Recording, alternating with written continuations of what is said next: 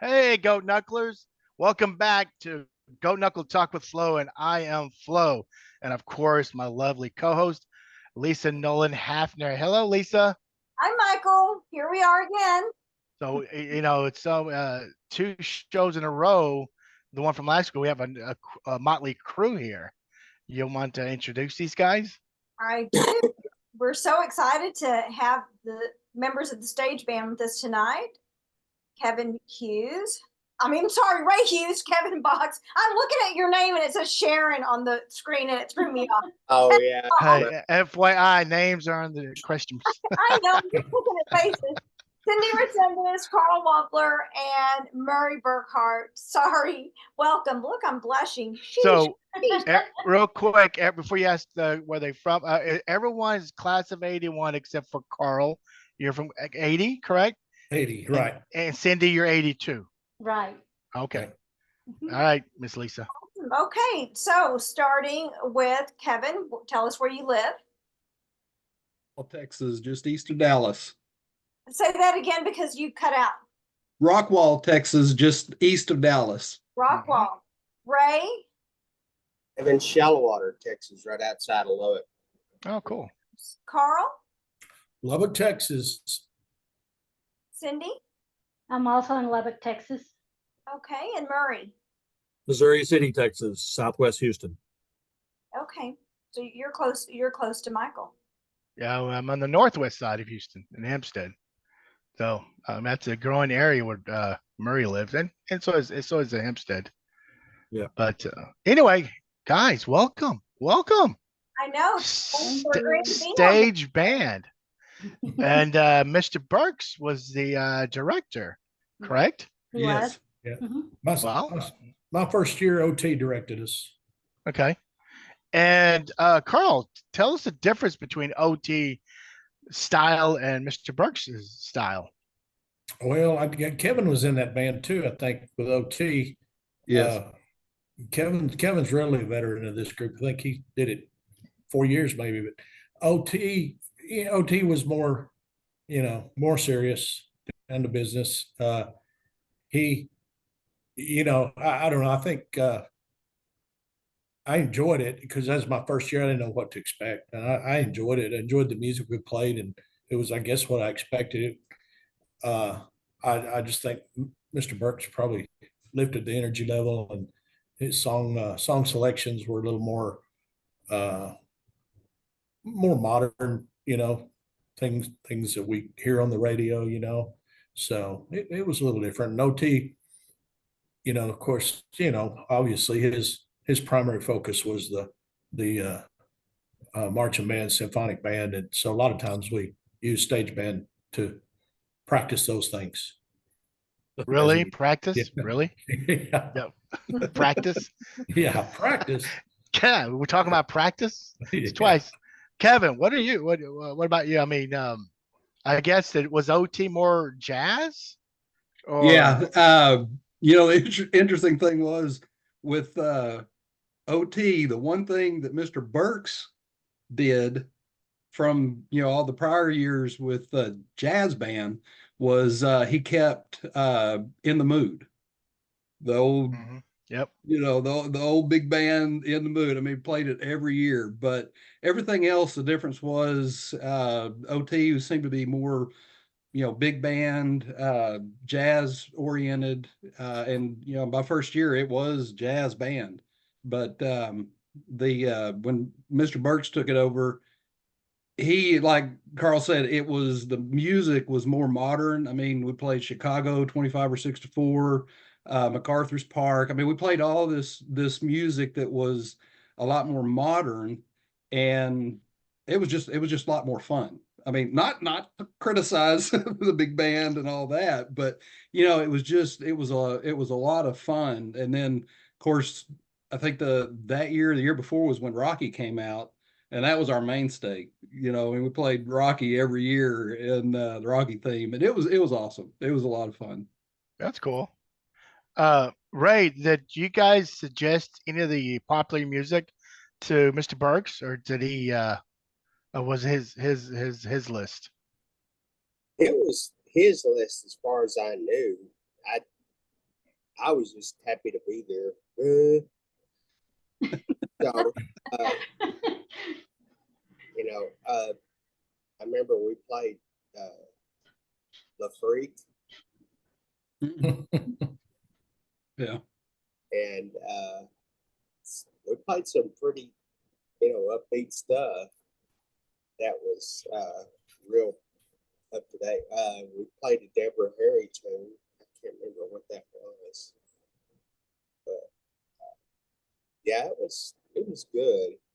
I mean, this is the first time I'd played in a band on guitar when I played with it, and so it was a little different. I'd only been playing guitar for a couple of years, but I'd already run out of music teachers at Ziegler's. So. Was Oh, Mr. cool. a lot younger than OT, or were they close to the same age? Murray, do you remember? I would guess OT was probably 10 or 15 years older than Burks. Does anybody agree with that? Yeah, at least. It probably seemed like more at the time, but looking back now, it's probably about right. Yeah. I mean, I would imagine that would lend itself to his selection of more contemporary pieces for y'all. He was more with it, so to speak. If you He liked to entertain. Yeah, if you listen to like on XM radio, like 70s on 7, you'll hear quite a few things we played. Oh yeah. Nice. It's kind of cool to hear those songs and remember my part. Yeah. Well, hey, let's ask him. Well, what? I'll start with Cindy. What? You played a trumpet, I remember, and why did you choose trumpet? We lived in Udall in my 4th grade year for just a little while, and we had a pep rally. Of course, in 4th grade we didn't play anything, but we had the pep rallies with the high school. And so when we were having the pep rally, of course, the little band was up in the stands, and my uncle he was a cornet player, and they were playing at the pep rally, and he would do the charge that da da da da da da, during the pep rally. And I remember looking back at him and thinking, oh, that's so cool. I want to play that instrument when I get older. And that's what I started with. And then you find out you have to blow the spit out. Right? I know all that spit and everything, but that's exactly why I chose. I started with cornet and then went into the trumpet, and that's exactly why, because I wanted to be playing that charge. That's cool. Did you? Ever? Yeah, Nice. I did. Murray, of course, yours. Hey, us saxophones, sexy saxophones, right? Did you play alto or tenor? No, I was alto. I just picked it because I liked the shape of the instrument when I was in 6th grade, and said, man, I think I want to try to play that. So it was more the look of the instrument. That's why I picked it. Ray, what did you play? Well, I started on trombone and was quickly evident that I didn't know what I was doing. And so I switched to French horn in 7th grade with Burks and did well after that. It was just, that trombone, it was too imprecise. Stick that slide out there. Where? Oh, about right here. Right there. Not right here. But did you play the French horn in stage band? No, I played guitar in stage band, electric. Oh, okay. Nice. Okay. Yeah, I'd started playing guitar in 8th grade, and then at the end of 9th grade, I also played banjo, 5-string banjo. Oh wow, that's pretty talented, man. Hard instrument. At the end of 9th grade, they were having the all-school assembly. I don't know if they still had those, finished, but it'd be band and choir and stage band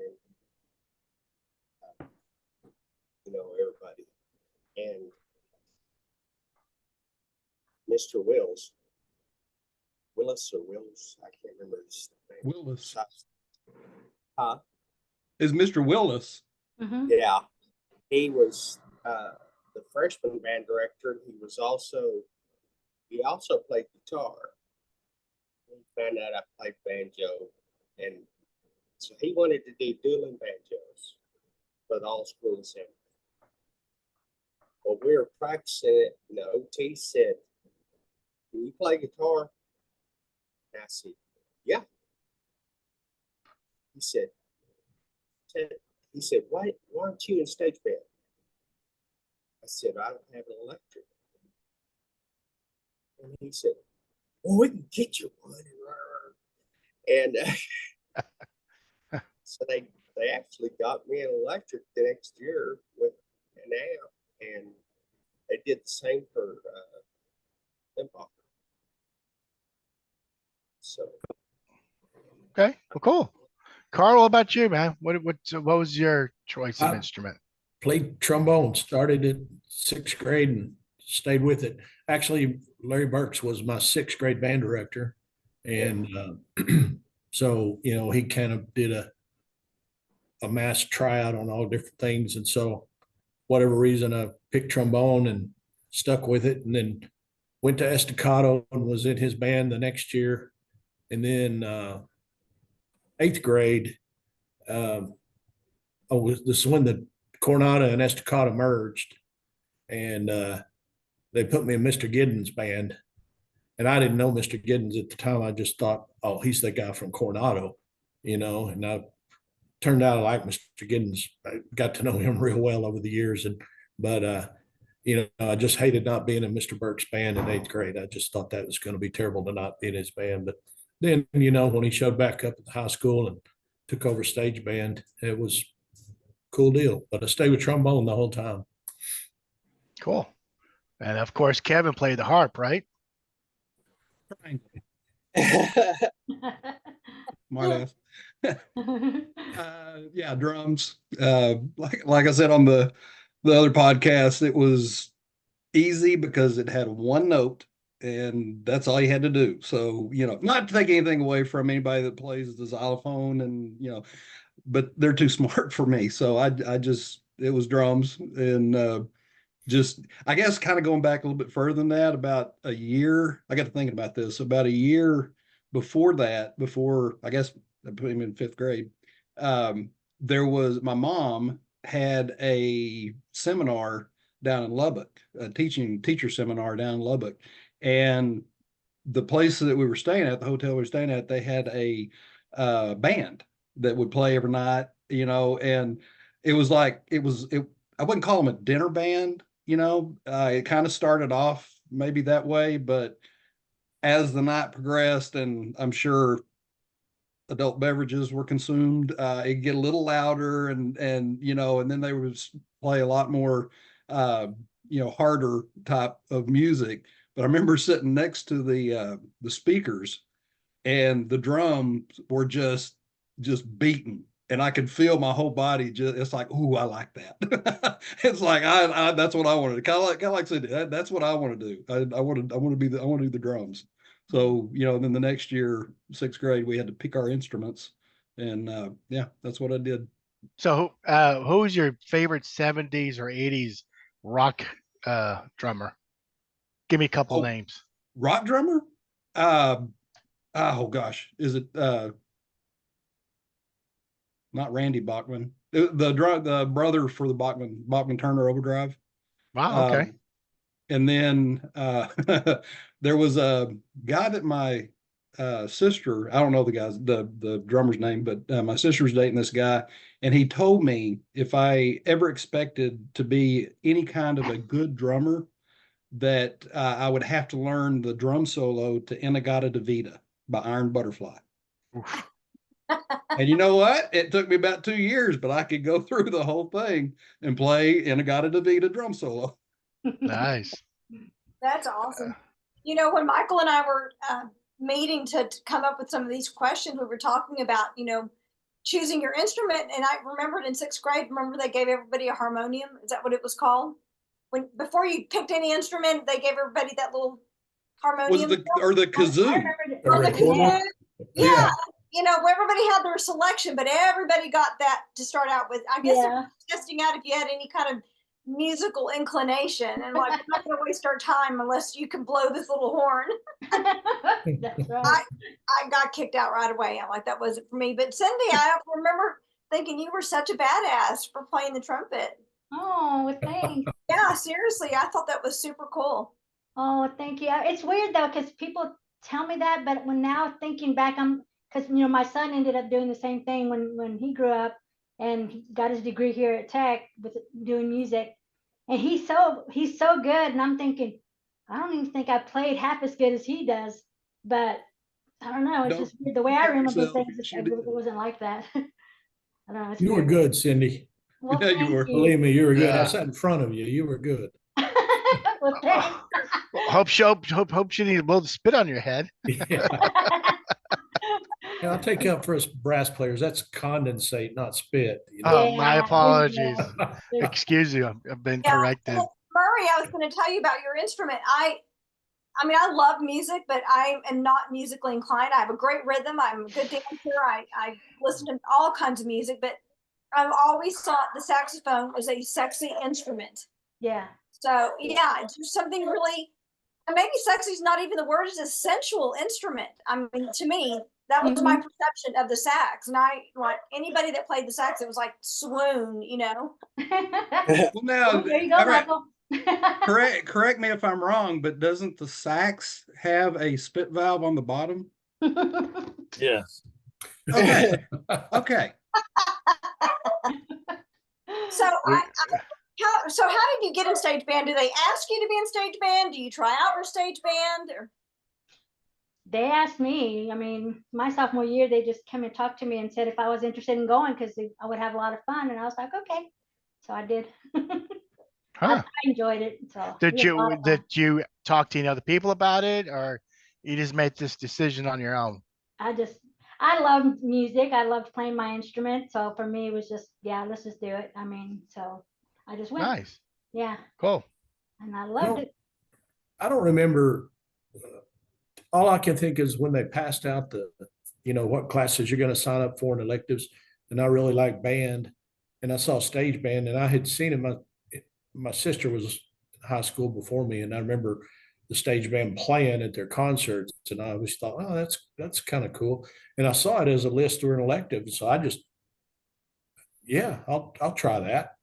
And I guess surely somebody had to say, yeah, let him in, or no, don't, or whatnot. But got my schedule, or however we did it, and I was in. So, what about you, Kevin? I mean, Murry, let me go with Murry. Yeah, I think Carl's right. I think that's how I got in too. I don't recall anybody asking me. I think I just selected it and got in. Now, was there people that you guys remember that didn't make it, or wasn't allowed on? Or is this like? I don't remember hearing any of that conversation. What about you? I've been thinking about that the last few days. I don't, I don't remember anybody saying, man, I tried to get in and they wouldn't let me, or any of. I just, I just assumed the band directors got together and gave you a thumbs up or thumbs down. And I don't know. That's a good question. I don't know. Yeah. Well, that you guys mentioned the different styles, and the following year, coach, which is Jerry Killian, took over, and it was jazz band, and of course I joined it in my junior year because Mr. Burks played the popular music. Like, sweet, I can't wait to get on this this stage band, and we ended up playing jazz. I'm like, oh, great. But I ended up still playing both years. I mean, it was fun. It was a lot of fun, but I really enjoyed playing the popular music. So, but my question is, was OT really wanted more of a jazz band? I mean, why didn't Mr. Burks, in other words, make it a second year? You guys know? I don't know. I suppose that OT just let him, or Mr. Birch just decided this is what I want to do? I mean, I don't know. That'd be a good question for Mr. Birch. Well, I was looking through the yearbooks, and I think Mr. Burks, when he first came over from Estacado, he was like freshman band and then jazz and stage band.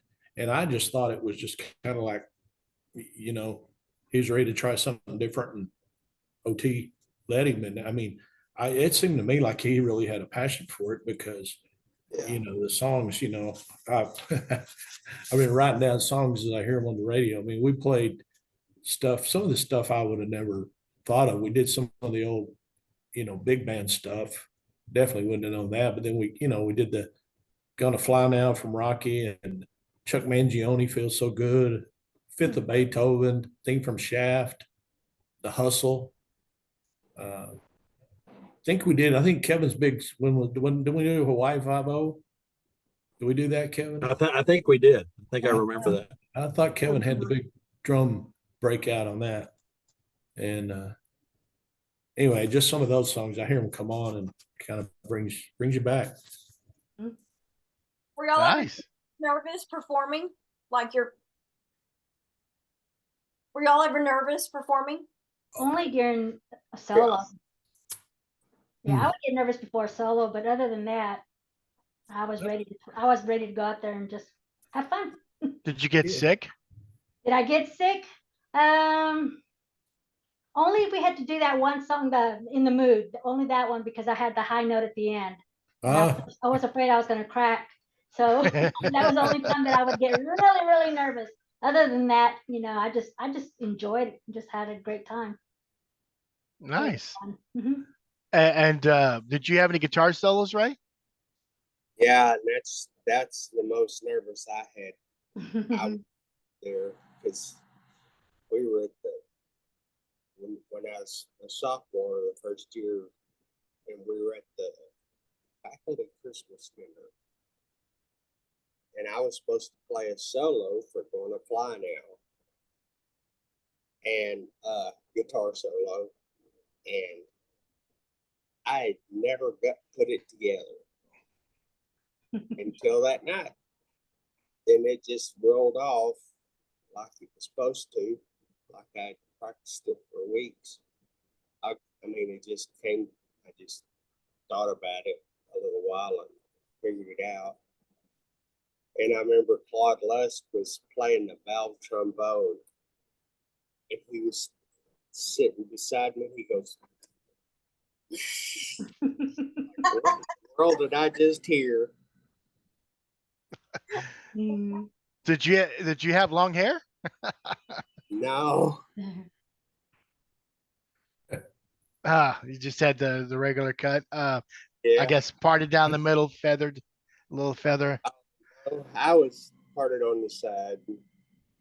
That's cool. It was Who was Business cut. Yeah, who was the bass player back then? And in 80 and 81. we were kind of backwards. We had one guitar player and two bass players the whole time. Did John Nance play bass one time, or one of those years? Your senior year, Carl, Nance played bass along with Lynn Barker, and then maybe our senior year, Lynn Barker was the only bass. But Yeah, Lynn Barker. Sophomore year, where would Danny Smith played bass too? Yeah. And so we had it covered. Yeah. Okay. Oh, that's cool. Where did you guys perform? Like what venues? Oh, who wants to? You Anybody guys that remember? would have us, really. We'd play the civic clubs, like Lions Club, Rotary Club, and then we'd do like a PHS band recruitment tour, or go to all the elementary schools and try to get the kids fired up. So we'd go to all those and do an assembly, all school assembly, and try to promote band. And then I don't know what I remember from those. One of the Kevin, I hope Kevin remembers this. It was, I think, College Hill Elementary, because that was my old school, and I it may have been Hawaii 5-0 or Gonna Fly Now, whatever. And Kevin really cut loose on his part, and I remember he threw his drumsticks out into the crowd, and I remember that kid in the front Oh row my God. got those drumsticks, and you'd have thought he was Peter Chris, man. That kid Kevin's was such a ham. holding onto those drumsticks and like no tomorrow. He wasn't keeping them up. So, Did you stand up and twirl it? Wait a minute, did I get him back? no, I don't think he did. I don't know. I think you let him have them. Mhm. I want to know what compelled you to do that. Were you just really in the moment and thought, I'm such a cool dude? Yeah, I'm just a ham. I don't know. How many members were in stage band? Roughly. Just a second, let me count. I got them written down here on some of these. Mine too. You did I looked at the more. 1981 picture that we had done out at Hutcherson Flying Service, or leaning up against that airplane. Mhm. And there's like 20 of us in that picture, 21 counting Burks. Yeah. But I don't see Limbacher in that picture, so maybe he didn't make it. Let's I count. only see 79 we had. 22 in the 80. Yeah, I counted 22 and 79. I had Limbacher on one of the lists here. I think that was, So yeah, when he y'all was in performed, 79. okay, 79. Yeah. So when y'all performed, all of y'all were on stage? All 20? Wow. Mhm. I don't know Spread why I out. don't think that. It Did used you to put ever- us out on the edge of the stage, kind of not up on the stage, kind of out on the so we're closer to the crowd. Okay. Mhm. That They kind of, put us in front of the orchestra pit at high school. yeah. Did y'all ever get hired? I mean, I know that you played at all the civic You clubs. say get high? What? I'm Oh, sorry. hired. We know some of these people got Did you hired. say fired? Hired. Michael, that was your story. Y'all ever get hired by, like to play for a wedding or to play for an event or the country club or anything like that besides the civic stuff? We I did don't the country remember. club. I remember one time they asked us to come play at a Wayland basketball game, or maybe it was like some kind of a all-star game they were hosting, and we went and played, during the timeouts, pushed down on the end of the bleachers. We played up at Amarillo or somewhere by district playoff game with basketball. My senior year. That's cool. There's stage band competition. There wasn't back then that I know of. Now, my son was in jazz band at Friendship, and they had competition, and they'd had like all region jazz band and that kind of stuff.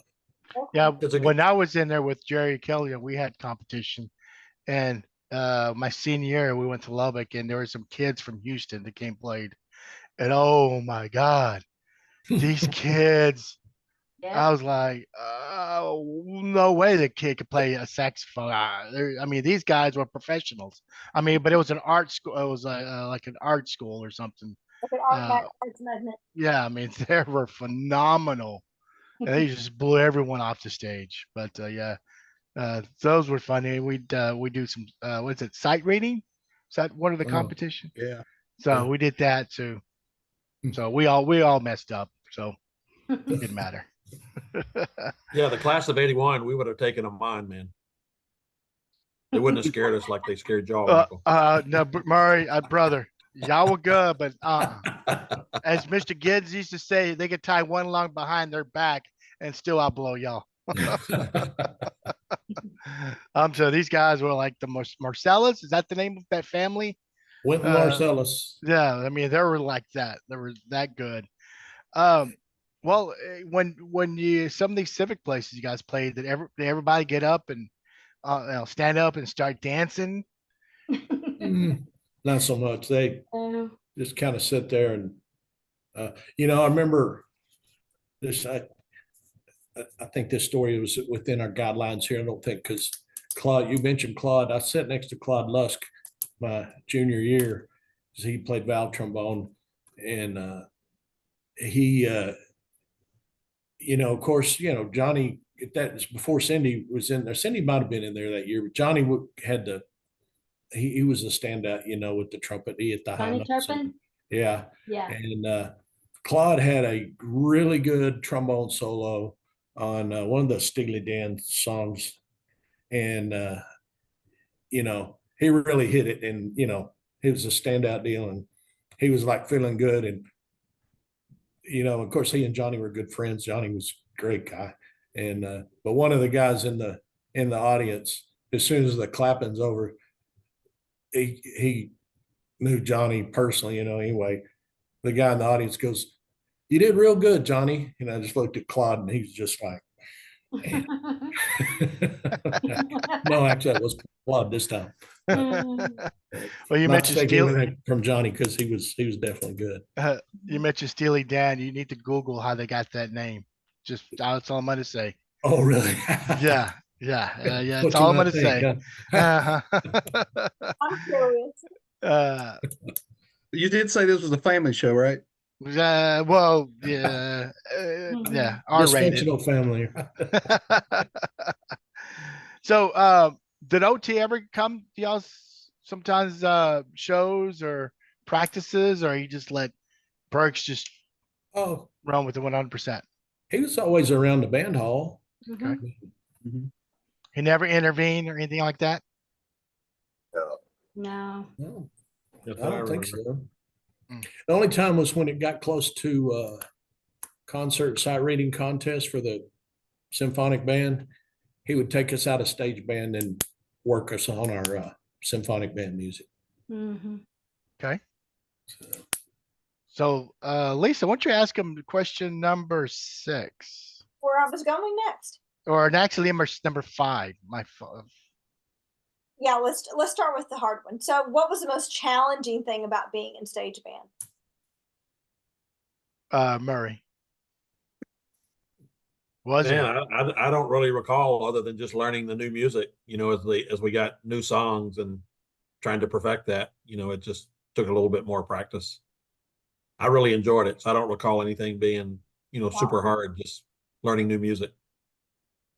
Cindy, what about you? I think for me, it was just always trying to learn the music fast. Just, I felt like I was expected to do it fast. So that was the most challenging for me. And you were a sophomore. Was that intimidating with these guys? Yeah, it was. It definitely was intimidating. Because when I got into varsity band my freshman year, and then a sophomore in my stage band, and so I was always with the upperclassmen, and that always freaked me out. So I always had that feeling that I had to do more. Right. Not just from the band director, but just in general. So did you practice at home a lot? Yeah, I was a band nerd all the way. Yes, I did. I was a band nerd. I was always taking my instrument home. Yeah. Well, that's cool. I got to ask, what about you and John Wright? Were you guys a lot of this or in competition? No, it was definitely competition for sure. Because he was always right there next to me trying to beat me. So that was competition, but we were really, really, really good friends. Yeah, but okay, Cindy, the only thing is John cheated, because you remember he used Mr. Burke's his mouthpiece. Yeah. He had that little teeny tiny that he could hit those screaming high notes. And it's funny because I didn't really realize that until later on that's what he was doing, using the screamer mouthpieces. And I was always trying to do it with my regular mouthpiece. So yeah, you're right about that. Yeah. That, and plus I remember when he got a new trumpet. I had just my little, name brand Getson, and he had the Bach and all that. And I would remember telling him, yeah, but I could still beat you. But he and I were really, really, really good friends all through high school. And then we both started here at Tech with a going band together.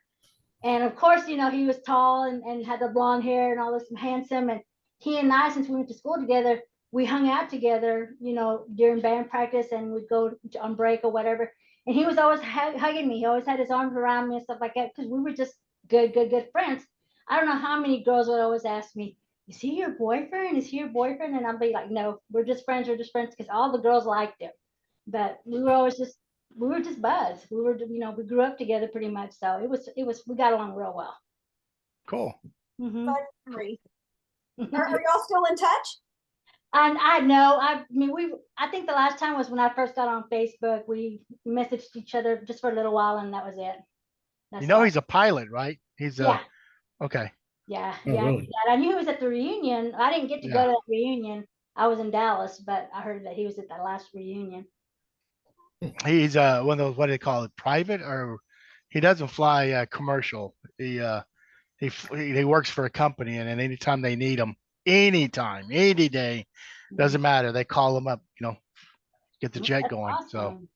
That's awesome. I think it's funny that one of the things that we laughed about was, how he was always good with the girls. And I said, and you had all daughters. That's all he's out his daughters. I said, so there you go, payback. That's right. That's awesome.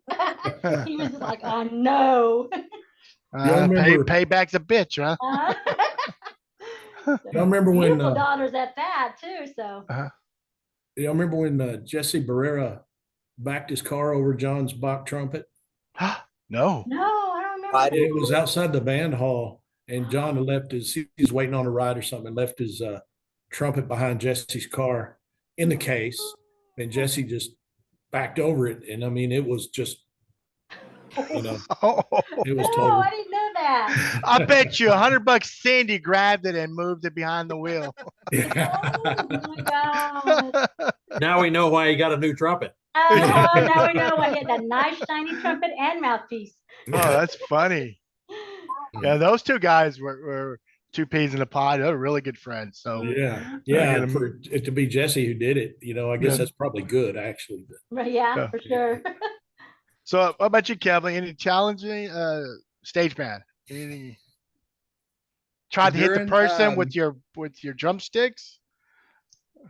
Well, the challenges, I guess for me, at least like during practice, it's kind of like, okay, Suzanne had kind of touched on it on our podcast that the drum section, we're just not really paying a lot of attention. We're just kind of screwing off whatever. And so during stage band, it was just like trying to stay awake, trying to stay out of trouble, trying to do something to entertain myself, and not cause any attention from Mr. Burks, and get in trouble over it. But there was, the thing about Mr. Burks was all that music that I guess is kind of interesting. I just thought about this. All that music that we were playing that was modern day at the time, where they got all the music sheets, that were made for bands, it's beyond me. But of course, there was also one for the drums. And usually what he would do I don't know, I just kind of felt the song. And so I never really looked at the sheet. I never played off the sheet. I just kind of did my own thing. And usually, he never had a problem with it. There was a few songs that he wanted me. He'd never said it during practice, but he would say at other times, like before practice or after practice, that he'd really like me to stick to the sheet music. But on at least at certain parts of the song. But Did you? So Did you? yeah, I had to learn how to read. So that was your challenge, learning how to read sheet music. Yeah, pretty much. What about you, Carl? Oh, I don't know. As far as challenging, it was a lot of some of those songs had some really high parts that were higher than normally would sustain on trombone. So I remember when I was a sophomore, didn't really know what to expect. I don't know if y'all remember Dan Nasworth. Mm-hmm. He was probably a senior when I was a sophomore. And that's one of the great things about stage band. I got to know some of those older players that I never would have really hung out with at all. And Dan, man, we played one of those big band tunes. I think it's called Song of India, and it had a high trombone part, and Dan just nailed it. And I was just like, wow, I hope I never have to play that part. So it was, you know, I, for the most part, it was everybody in there was the good thing about it was kind of like going and being in an all region band or being a tech band. You show up and everybody in there knows how to play and they know what to do. So you just get right down to business. And to me, that was cool because you didn't have to sit and wait for the guys who, couldn't get the notes out of their horn to figure it out. Everybody could just sit down and play and it sound pretty good right off the bat. Well, that's cool. Before I get to Ray, I guess, was anybody fired as Murry was saying earlier, or they're asked to leave the stage band? No one did anything Not really that I crazy. recall. If they did, it wasn't for their band capabilities. It probably would have been for their social capabilities. Yes. I don't remember anybody there. Okay. What about you, Ray? My challenge is occasional broken strings. And it wasn't like you could change them in the middle of the solo. So it was, okay, what do I do now? And there's a couple times Mr. Burks looked at me like, what are you playing? I said, no string. So you only had one guitar at all time. You didn't have an extra one. What kind of guitar did you have? What? It was only made for a couple of years. It was called the Gretsch. Its nickname was the hockey stick because it had a real weird peg head, and it was the TK 400 or something like that. It didn't really have a model name, but it was a great guitar. It was had pickups like a Les Paul. It just wasn't. It didn't sound that much like a Les Paul. It sounded more, kind of pop. It didn't sound real mean and nasty or anything, but it was a good guitar, especially for that setup. It had a Lab Series amp, and the Lab Series amp, it was way ahead of its time. It had compressors and all sorts of stuff on it. And I was back there just fiddling around with it, trying to figure out what the heck that meant. So I guess you never brought the banjo out. It was just the guitar. No, not for stage band. That's what I thought. Okay. Well, I have a question. So is there a musician that you looked up to or admired? And it can be either an upperclassman or somebody in your favorite band that you thought, man, that person is an amazing musician. It could be either a saxophonist or, whatever. So I'm going to start with Carl. Well, for the trombone section, I mean, you just because of like kind of what I described there, Dan Nasworth, and I didn't know Dan all that well because he was, older and certainly set higher in the section than I did in my sophomore year. But I think of the trombone players who came through, he was probably the one that I was impressed with the most. And a lot of it was because what I heard him do at stage band, and he was real encouraging to me, but I spent a good bit of my sophomore year on crutches and missed out on marching band. And so I kind of let my horn playing drift away and not put a lot into it. And he really kind of encouraged me and got me back on track a little bit. And I assume that it really helps to be tall and with long arms. I'm guessing. That's why they make those it's called an F attachment with the triggers that lets you pull that slide a little closer and get some alternate notes there. Okay. All right. Cindy, what about you? You're a musician that you looked up to? Back then, it was definitely Chuck Mangione and Herb Alpert, and then Kenny G with the sax. These are the music. Yeah. The sex And that's music, and as you that's the say. music you listen to. Oh, I'm sorry, I'm kidding. No, I'm kidding. But that's who I really listened to back then because he was just amazing. It's really, music is really amazing. You can see, it can describe a life, a pattern of life just by listening to it. You can see the things that you've experienced in life by the feelings that you've had throughout your lifetime by listening to music. And I love that you can do it with an instrument. Yes, instruments. I mean, music is evocative in any form, but I think when you have an instrument and there's not, I mean, just the sound of the particular instrument has a vibration that really impacts your physical energy, and therefore you have an emotional response to that, right? Exactly. I, Yeah.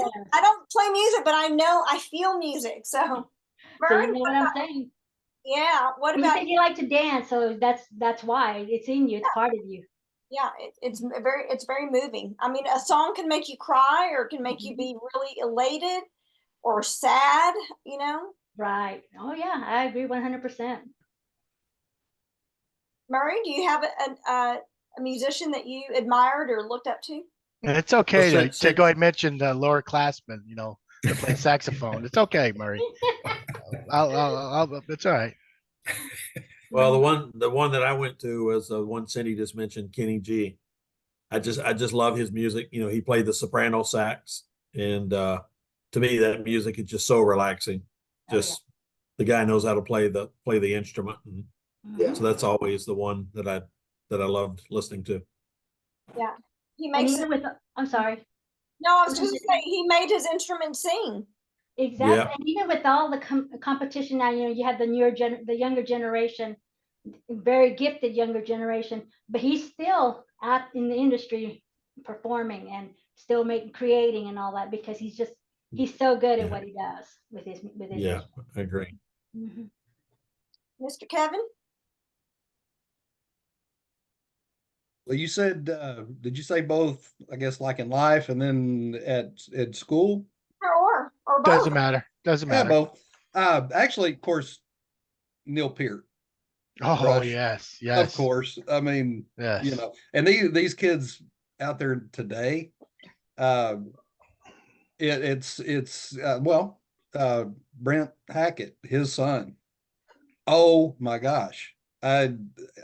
His feet go faster than I could ever move my hands. It's incredible what these kids can do nowadays. But back then, and forever and always Neil Peart. But when you said something, what they could be out there or in school, my freshman year, when I got into the band before school even started, they put me back there with all the other drummers.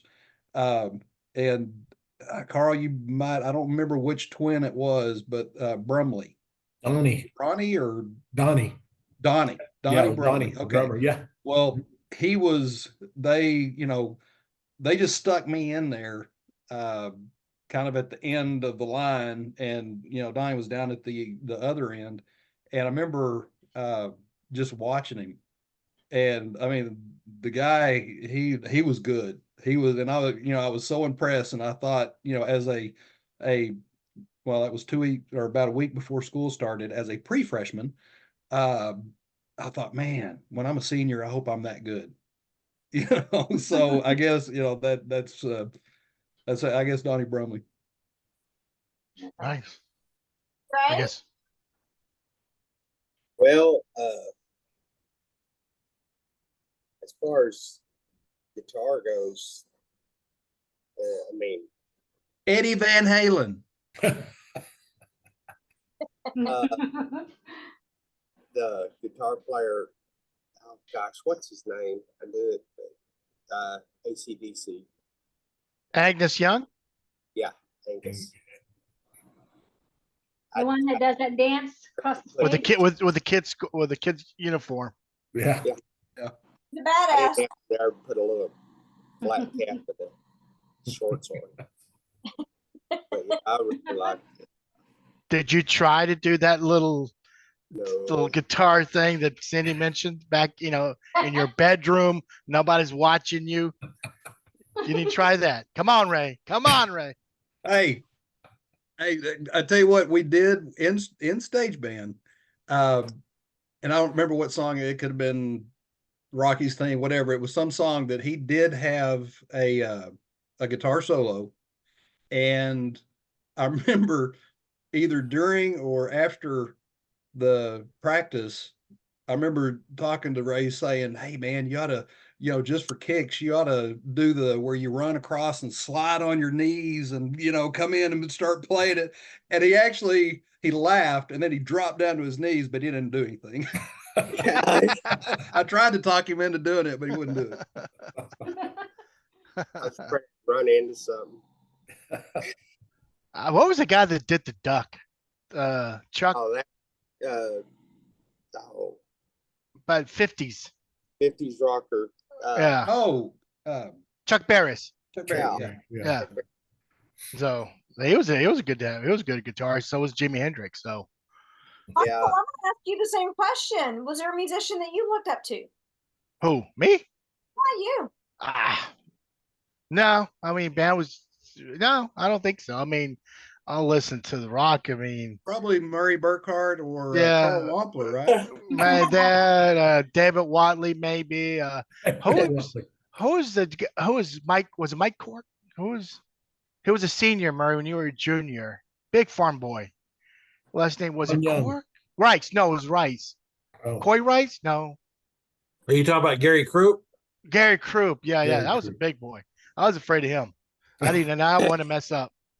But that's more in marching because they allowed freshmen that year to march. Yeah. And Croup would say a couple things to him like, "Oh hell, I'm about to go get a bat because there's no way I can beat this guy with a bat." He was a big boy. He was a big boy. But at least I really didn't have one. I really didn't. Who do you listen to now? Me? Yeah. Old stuff like 70s vinyl. Anything in the 70s or 80s. But I also like hip hop, country. I like it all. So. Yeah, same here. I listen to everything, but David Grohl's my favorite drummer. Oh, David. Yeah. Yes. Oh, like you know him, huh, Kevin? Foo Fighters. Oh, yeah, we're tight. He may be over here later. Yeah. He started with Nirvana. Yep. Yeah, he was a teeny bopper. He was like 16 when he started with Nirvana, baby in that group. Yeah. But Well, he's still a great drummer. well, what fun? Okay, guys, let's talk some funny stories. Pranks. Did you guys do any of that stuff? Now, I remember either it was with you, Kevin, you and Murray and Suzanne, or it may have been with the '84 jazz band with Coach Killian. Someone mentioned by tossing pencils. That was us. Batons. Actually, I think it was Carl Wampler that did it. Well, I was looking through the yearbooks in '78. If y'all remember, assistant director Mr. Harrell. Yes. Harrell. And I remember we were in stage band one of the days we weren't playing. We're talking, and I don't know if he walked in on somebody trying to stick a baton or just looking up at him, and we're talking about the technique and doing that, and he walked up and thought, "Oh no, we're busted." And he says, "Yeah, every time I try it, the fat end hits first." Okay, I guess we're all right. Hey guys, what about anyone else? Any fun stories? Oh, hey, well, Kevin, didn't someone pass out? Oh my gosh.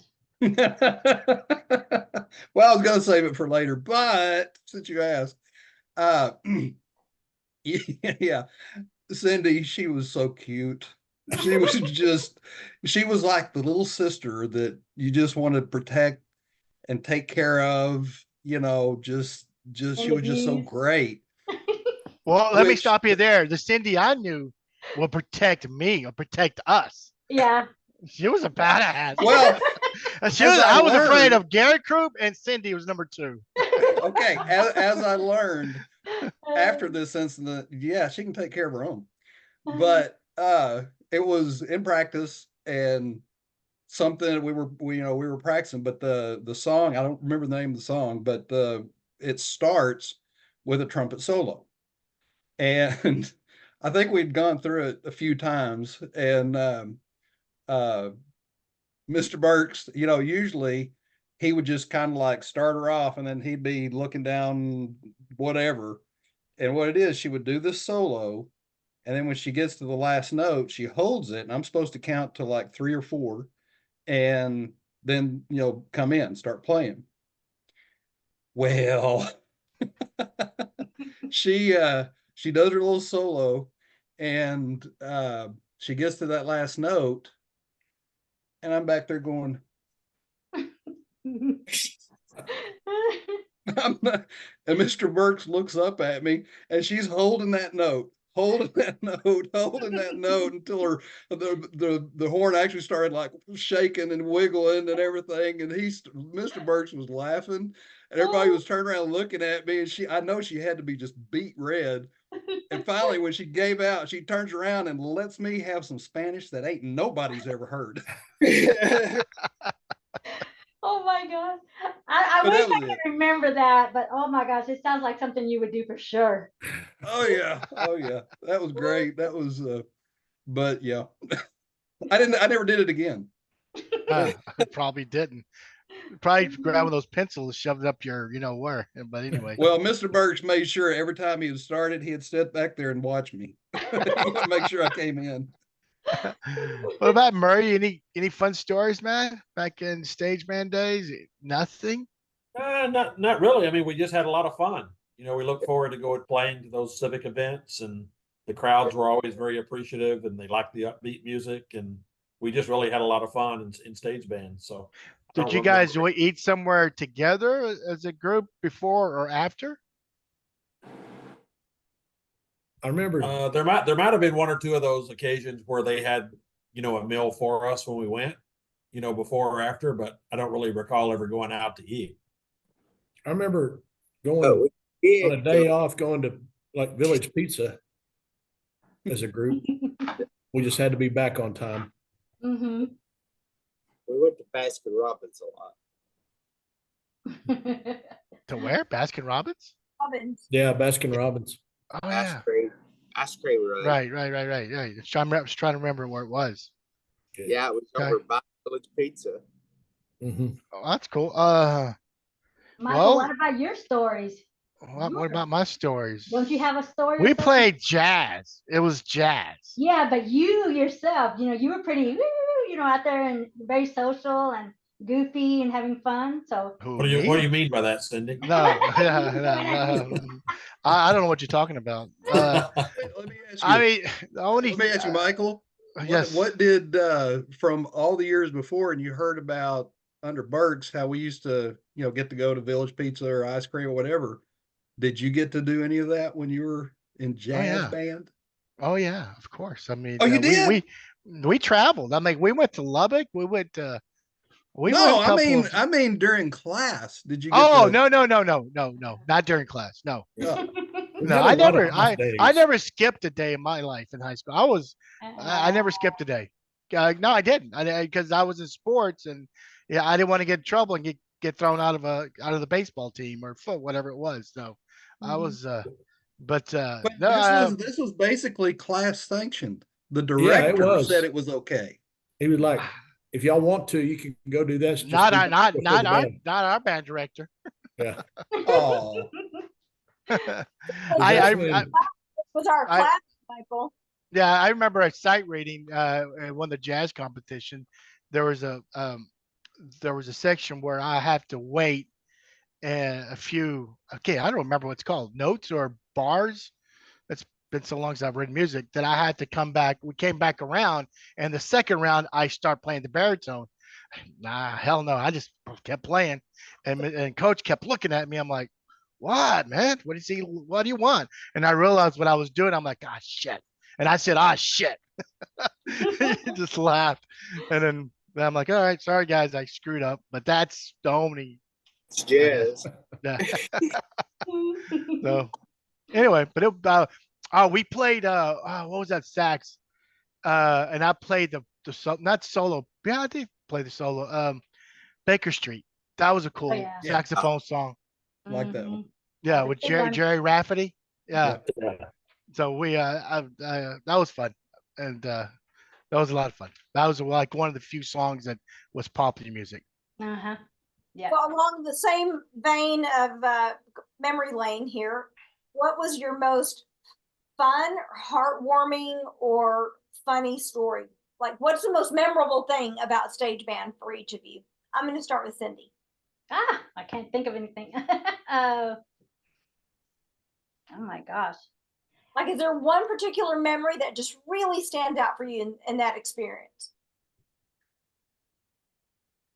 I don't have one particular memory other than we were just a close group. It was just fun, even though I was intimidated by the upperclassmen. We just embraced each other and just had fun with each other, no matter what. It was just a good time. That's one thing I loved about band. That it just there's so many cliques everywhere. And especially nowadays. But there were so many cliques. But band, I don't know. I guess once you're a band nerd, it just brings you together. Somehow it does. Cool. Ray, how about you, man? The game. The what? Oh, yeah. We used every once in a while we used to get a big wad of duct tape and start just tossing it up in the air while we were sitting in a circle.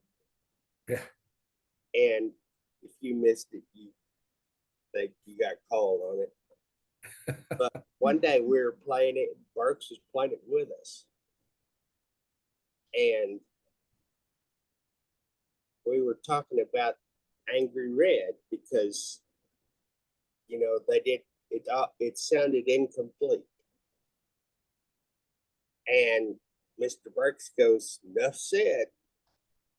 And Claude said, "You on a list? Like, is it enough said?" And but that's where enough said came from. Right, they were having a contest. Yeah, They were Smith, having a contest. yeah, Danny Smith took that and put it on a sign. Yeah. And that was the start of that. Yeah. Yeah. That's cool that it was a band director who did that. Good, Yeah. good for Mr. Burks. And actually, Kevin mentioned that at the other podcast. So yeah, that's pretty Yeah. cool. It was during a off day in stage band. We're just hanging out, playing the game. Yeah. Okay.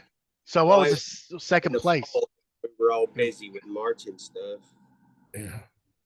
Did anybody knew like what was another second or third, or was there any other options? Enough said. No, Yeah. that was enough. That's enough said. Yeah, that was just Danny was making us. He could do that old English script just like nothing. He just made a simple sign that said that. That was it. Cool. What about the phrase "the dot is hot"? Do y'all remember when we had the dots on the flags on marching? Oh band? yeah. Yeah. The dot is hot. How did that happen? I don't even know. I think Kevin came up with that one. Did you, Kevin? He'll take it. I'm pretty proud of it.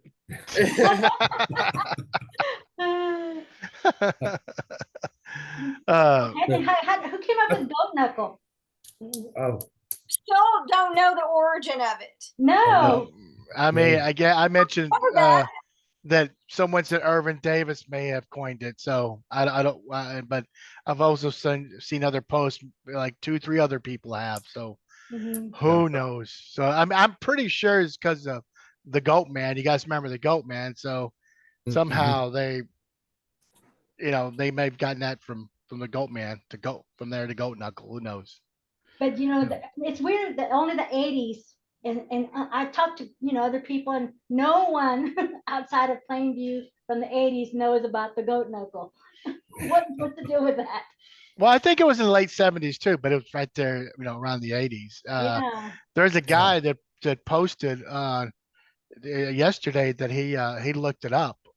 He Googled it, And I've Googled it before, and it comes up under Urban Dictionary. And I told him, if you found an Urban Dictionary, that's not what it means. And this is a family show, so I'm not going to mention Trust me. what Oh, urban. okay. Says there. Wow. Okay. But he laughed. Everybody's gonna have to go look. Yeah. That plus Steely Dan. Go entertain. Murray, what about you, man? Anything memorable that sticks out? Oh, like somebody else mentioned, I mean, we just were a close group. As I'm looking at the picture from 80, the folks that were in stage band, I mean, I'm still friends with probably 85% of that group on Facebook or talk, periodically, or see each other at reunions. And, so it was just a good bunch of people, and we had fun. And I mean, that was my best memories of all of it. Just connection. It looked pretty windy. That if you look at it the was photo, a windy day. Yeah, it was a windy day.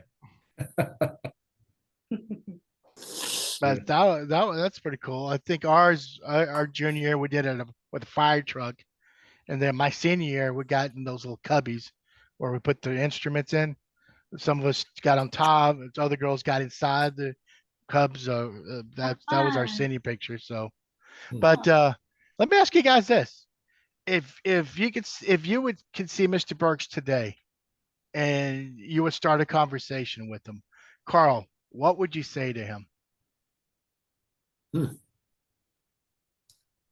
Oh, I'd just have to thank him for keeping, making the band experience all the way from starting sixth grade band through, the stage band with him, and just for making it something that I enjoyed doing, something I wanted to choose to spend my time doing. I mean, so went ahead and did it in college, and then, played in church ensemble groups for a lot of years. And, if I hadn't had a good experience early on, that could have all gone a different way probably. So, Kevin, I'm sorry, go ahead. No, I just appreciated, him, he could just relate, we could relate to him, or he could relate to us, and kept it interesting. Cool. What about you, Kevin? What would you say to Mr. Burks? Same thing. Just, thank you. Just, for making it so much fun. And then just allowing us, I guess, in equestrian terms, giving us our head. I mean, just letting us go and do, what we wanted to, and playing the type of music that kept us interested. It was, he was just a lot of fun. Now, of course, and I don't know if you're going to ask this later, but it's kind of like, except for the licks. Oh my gosh. But other than that, he was great. He was, just awesome. And, like we said, sometimes he would join in the games, and, and then letting us, which, I got to wondering, all those times that we went to, the ice cream, Pizza Hut, Pizza Inn, all that. Where was OT? And obviously OT had to have known if he came out of his office and we're not there. I mean, so, did Mr. Burks did he work it over with him? Was it all okay? But he let us do that. And I tell you what, he championed a lot of things. Now, this is kind of outside the stage band, but he was also during marching band. He was the one that worked. He was kind of our drum leader. He worked with the drum section, and again, he was so patient, and he gave us so much insight. Because like I had said in the other podcast, everything was transitioning over to drum and bugle corps. So you didn't have the drum line that were just wailing, on the drums. No, you had a line. So everybody had to be the same. And, he really, and even choreography, usually we had to figure stuff out and then run it by him. It's like, well, maybe we can work this in, to the feature, and he picked some of the songs that we would do like before the games. I think at the pep rallies, I mean, a lot of that stuff, he would give us choices of music, to learn and play during these features. And, and then we would pick it, and then he would work with us and make it just, but he was great. He was all, that's what I do. I just give him a big hug and tell him thank you. Then would you, I assume, ask him if he had permission to leave and go to the restaurant? I wonder. I don't know. I don't know. Does anybody know? I don't know. I don't know. What about you, Ray? What would you say to Mr. Burks today? Well, that's the same thing that, Kevin and all of them said, that, it was a big inspiration to stay in there in band and everything else because of stage band. I enjoyed band, but stage band was the rock for me. It was where I really got in touch with the music. I enjoyed the music in symphonic, but man, I really enjoyed stage band. I saw him about a month after I graduated. I was doing the musical Texas up in Paladura, and him and his family came up there and said hi to me and everything, wanted to wish me well. I was like, wow, that's nice. But yeah, he was an inspiration. Good. Murray? Yeah, I'd just like to thank him for investing in each of us individually and making it fun. He was a bright guy, and he made us all better. He made us love one another and have fun together. So I just thought a lot of him. And he was also the one that gave me my first and last set of licks for shooting rubber bands there in bands. So I didn't want any more of those after one round. So he was a great man. Yes, he was. Miss Cindy, you're the last one. I gave you time to think. Thank you. Now, I would also say thank you, and for him being a good offset with OT. I loved OT because he was very traditional, very, it was a very strong format, basically, and so for me, that was easy to follow, and I love that. But Mr. Burks was young enough to also see that we were young and wanted to play the cooler stuff. So he could be strict, but he could be cool too. So, and he did pay attention to every single one. It wasn't just, the group or just a couple of people. Whatever. He did pay attention to every single person individually. So that was always really cool. And I never got licks from him. Well, we'll get to the licks later because pretty sure you got them from someone else. Well, let's jump into regular band. Let's talk about OT and marching band. I'll start with Carl. How did OT? What did he mean to you? I mean, and what kind of man did you think he was? Oh, I always really enjoyed being in his band. I mean, he just, he expected you to do your work and do it right, and the results speak for themselves. That was the satisfaction of it. But he always treated me great. I guess I just had a respect for him and learned so much about playing an instrument and just doing things the right way.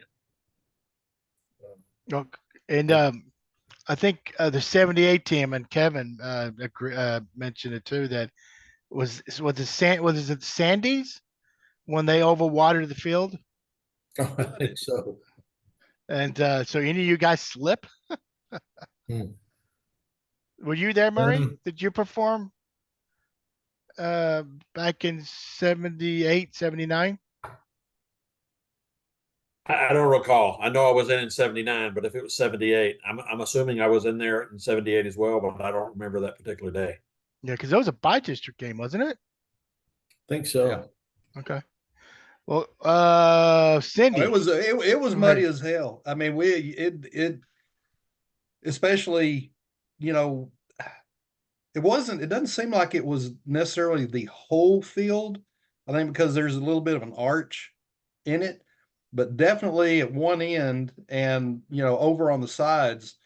And I mean, I don't think OT or anybody would have criticized after the show about the show because everybody was just totally, steps were off, formations were, off. I mean, you're just wading through mud. It was those bastards. Oh, sorry. I do, just popped in my head. Do you guys remember the uniform inspections? Was it done by OT or the what do you call it? Oh geez, West Narian was one of them. I was Ray, one you were major. drum major, yes. Yeah. Or did you guys used to do it, Ray, or was it mostly OT and the directors? OT. OT. Yeah, because you had to have your shoes white, very white. What did that entail? Him just walking up and down the rows to look at You you? just go down the row and check every person going down the row.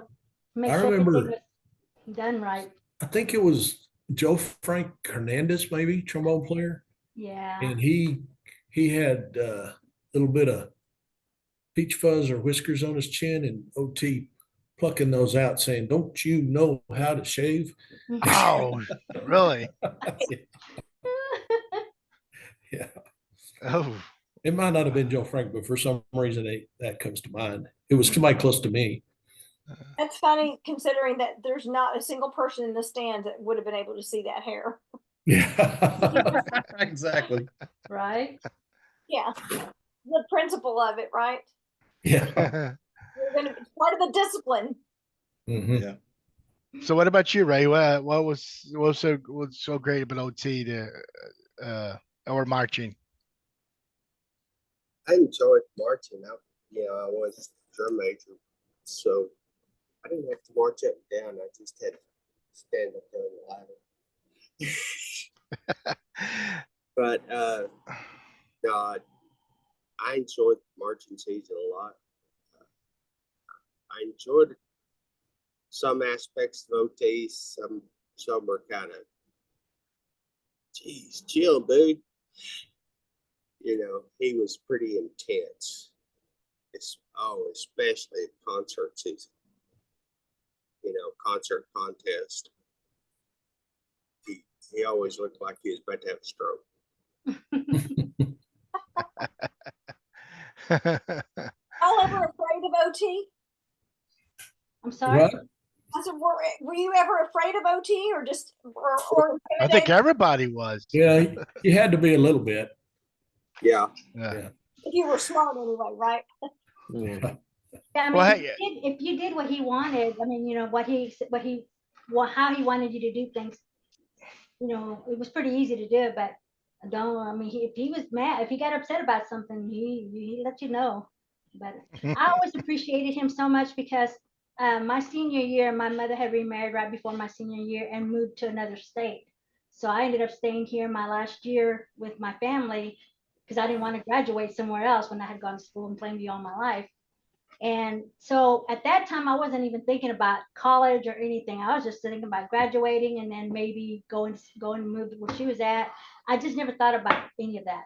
But OT always saw something in me. And so towards the end of the year, he had already sent out information about me to other schools and things like that, and ended up getting me admission to a possibility to 3 different colleges, full ride scholarships, all of that kind of stuff. And I never even talked to him about it. He just called me in the office and told me, this is what I've been doing. This is what we talked about. And That's cool. And I was shocked because that's the reason I ended up going to college, because like I said, I didn't think about it because I was thinking about my mom, and he's the one that got it all prepared for me. I didn't even have to do anything. He had me. He says, just tell me which one you want to go to, and we'll get you in. And That's cool. How yeah, so silly. That's an incredible story. it Yeah. is. He is changed huge. Yeah, he changed the trajectory of your life. He did. He really did. I don't know what I would. I don't know if I would have just moved and just started working or what. I don't know. But he did it all, and I just remember being shocked that I was like, oh, okay, and that he believed in me and did that, and I didn't have to worry about the money or any of that. So Wow. I guess I know what he felt like about the rest of us on this call. Yeah. I mean, oh, don't say I didn't get a that. full ride offer anywhere. Don't say that. Mm. How about you, Kevin and Carl? And Ray, did y'all get an offer from OT to full ride somewhere? No, I think got lost in the Soon you're mail. graduating. Wow. He's waiting for you guys to leave, I guess, huh? What about you, Murray? What was so great about OT, and what you like about marching? You know. Well, I was getting ready to say some stuff, but after Cindy told that story, I mean, those thoughts just changed. Oh, No, OT was a perfectionist. You know, I think he wanted his band to look great for the people in the football stands and the concert hall or whoever we were playing for. He wanted to be proud of his band, and so I think in marching, you know, I think to this day they still got number ones. I don't know if that cycle has been broken yet. no. It's been But, broken a few years back. Yeah. Was it? Okay. Yes. But I think he's the one, Carl, you might know, that perfected the floating diamonds that we played with Grandioso. That were up. Or the So I floating think he was known PHS, in the yeah. industry for some of the routines that he created. So he was a kind of a legend, and you know, at least in Texas, and in the creativity. So yeah, he had his moments where he got pretty intense, but he loved us. He wanted the best for us. He pushed us, and think he did a good job. Was well respected. Yeah, and it was a very little man, very thin, and what was he, 5'8" or so? I don't think he was that tall. I don't know. He seemed bigger than that on that podium. He did. Yeah. He sure did. Yeah. Very commanding presence. That's what I remember about him. Yeah. Yeah, Fiery, but he exuded a level of strength and, just like I said, a commanding presence. It, like you kind of revered him when he walked by. Mm-hmm. He was intimidating. So, Carl, you were part again back in that '78 when Coach Sherwood brought the football team out Right. during one of y'all's evening practices. Yeah. Was that the first time that ever? That's the first time I ever knew about it. And I remember OT just he was so stunned and appreciative, and just it really affected him. I mean, that was you could just tell it was that was a memorable night. I mean, Yeah. because nobody knew what was going on. All of a sudden, those guys came busting out of that field house, and it was just, it was a cool deal, really. And Coach Sherwood and OT. Well, to tell you how much, and I guarantee you, the coach that was there before Sherwood, they did not have this kind of relationship. Just you could tell by observing, but. I'll Just say to Coach give you an Kirk. example, when we had our band banquet at the end of the year, you know who our speaker was? Greg Sherwood.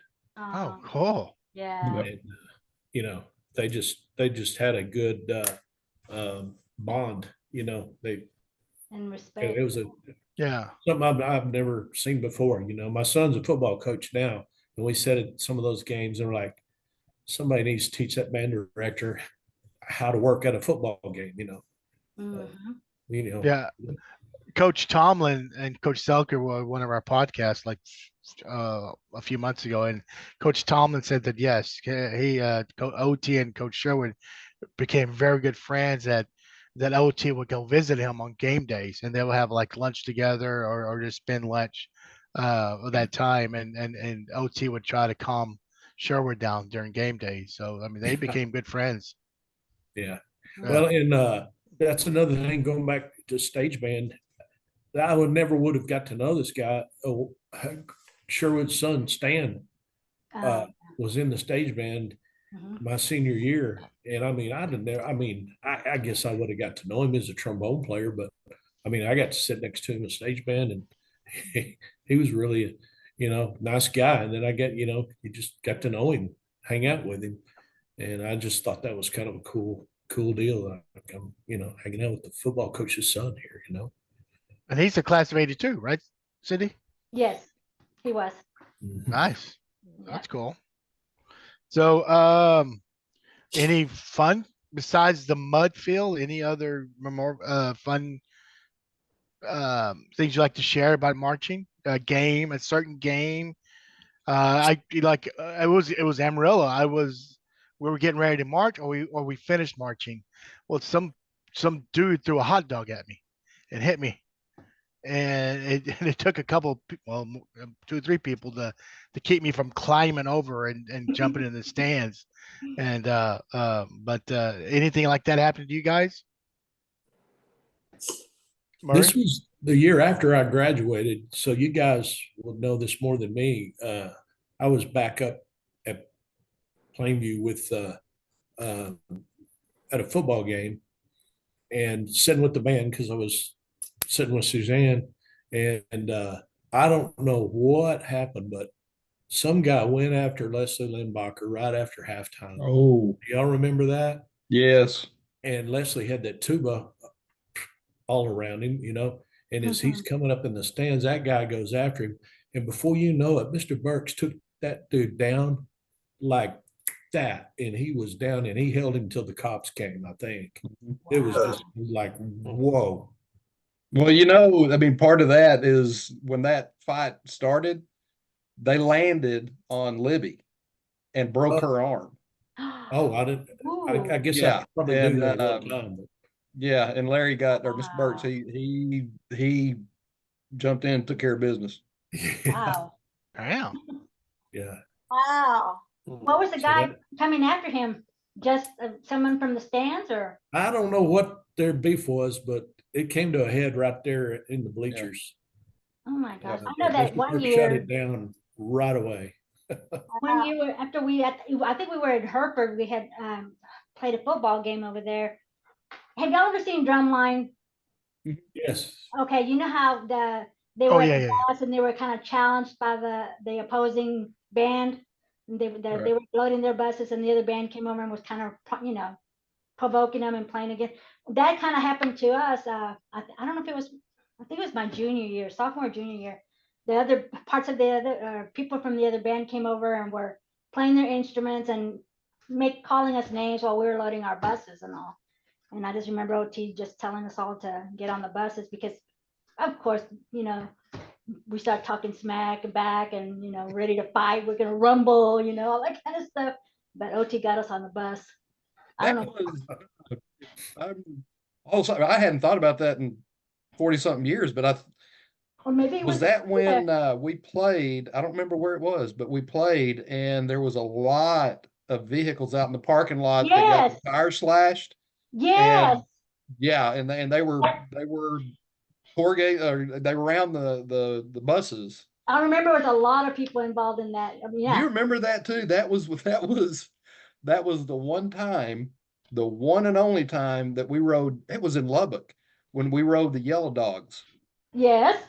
And there was like, what was there, like 15, 16 buses, and all Yes. because they were trying to save money. And we rode down on the yellow buses, and then all that happened at the end of the night. We never rode them again, but Yes. that was, who was that? Was that Monterey? Clovis I don't know was. if it was Monterey or Coronado. Sounds like a Monterey Was thing. it your senior year? Yeah, I Kev- believe so. Yeah. Yes, I would have been a sophomore. Because I vaguely remember something like that happened. Yeah. Yeah. And It was a big deal that one year that it was weird that had happened just because I don't know. I don't even know if we won or not that day. area football teams were playing out of town. Tech was playing out of town, and the band was going. All these and all the buses had been chartered before we ever. Because I was asking, are we having to ride these things? Mhm. And somebody told me, yeah, we just didn't get them chartered in time. I think I remember that happening for a Clovis game. Yeah, that was Clovis. Mhm. Was it Clovis? Yeah. At least one time that I remember riding the Yellow Dogs. Yeah, and it was. I don't remember a fight or a scuffle, but Well, maybe it was, but I just remember there was a lot of vehicles over on the visitor side that they Yeah, came out and their tires had all been slashed. yeah, it was Yeah. crazy. I don't know. And like I said, I don't even know if we won or lost that night. I just know that that's what happened. Oh, we smacked them, I'm sure. Oh yeah. That's probably It why. was Clovis. And we were, we were Plainview High School, we were the Plainview High School band. We were good. So, hey, Yeah. maybe they just didn't like that either. We smacked Clovis, and then they went in one state, New Mexico. Oh, yeah. I remember hearing about that because it was, a whole bunch of scuttlebutt about it at school about people getting their tires slashed. Yeah.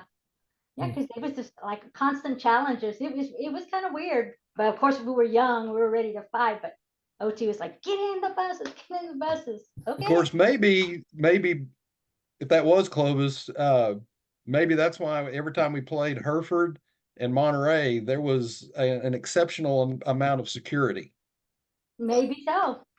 out in the parking lot. So Yeah. Yeah, because I was thinking Hereford, but I mean, my memory's off and on, so. Yeah, but Yeah. Michael, refresh my memory. Didn't Jeannie Marie Hogue say that it was a Monterey game that somebody threw rotten tomatoes at her or something like that? I think so. Yeah.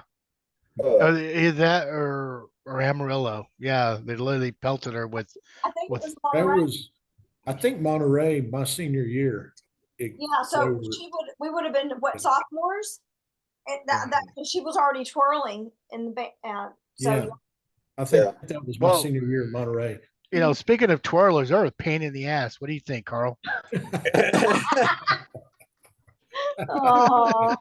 I got nothing but good things to say about that. Where did you guys meet? In high school? I mean, of course, not met, Yeah. but when did you guys start dating? Was it high school? Yeah, first date was in 79, right before my senior year started. After kind of, you remember we used to do the band carnival, Yes. and we had like the band carnival going on, and then after that we had the summer band getting ready, and Wes Aaron tipped me off that Suzanne had broken up with her boyfriend, and so I gave her a call. And funny story, I'll tell this often, probably more than she wants me to, but when I called her, this is how much I didn't even know her. When I called her and asked her out, and she said she'd go, she didn't know that it was Carl Wampler. She thought it was a different Carl. Oh. Till about 5 or 10 minutes after she had already said she'd go out, and she realized who she was talking to. So anyway, I don't let her forget that. It was meant to be. hey, Carl, Yeah. What is that behind you? Do what? What is that behind you? Oh, that is my stage band Oh. letter there. Well, put it on. Well, that might be embarrassing because I think it's Well, shrunk. hey, I think put it's mine shrunk. on. Yeah. I wore mine, so let's. I thought I'd just put it over my shoulder there. I Oh. got the stage band with the stripes there, and then of course the other side's just the band with the stripes on it there. Anyway, How nice. yours, Kevin, you got 4 stripes on yours, so Yeah, Mhm. hard earned. They were very hard earned.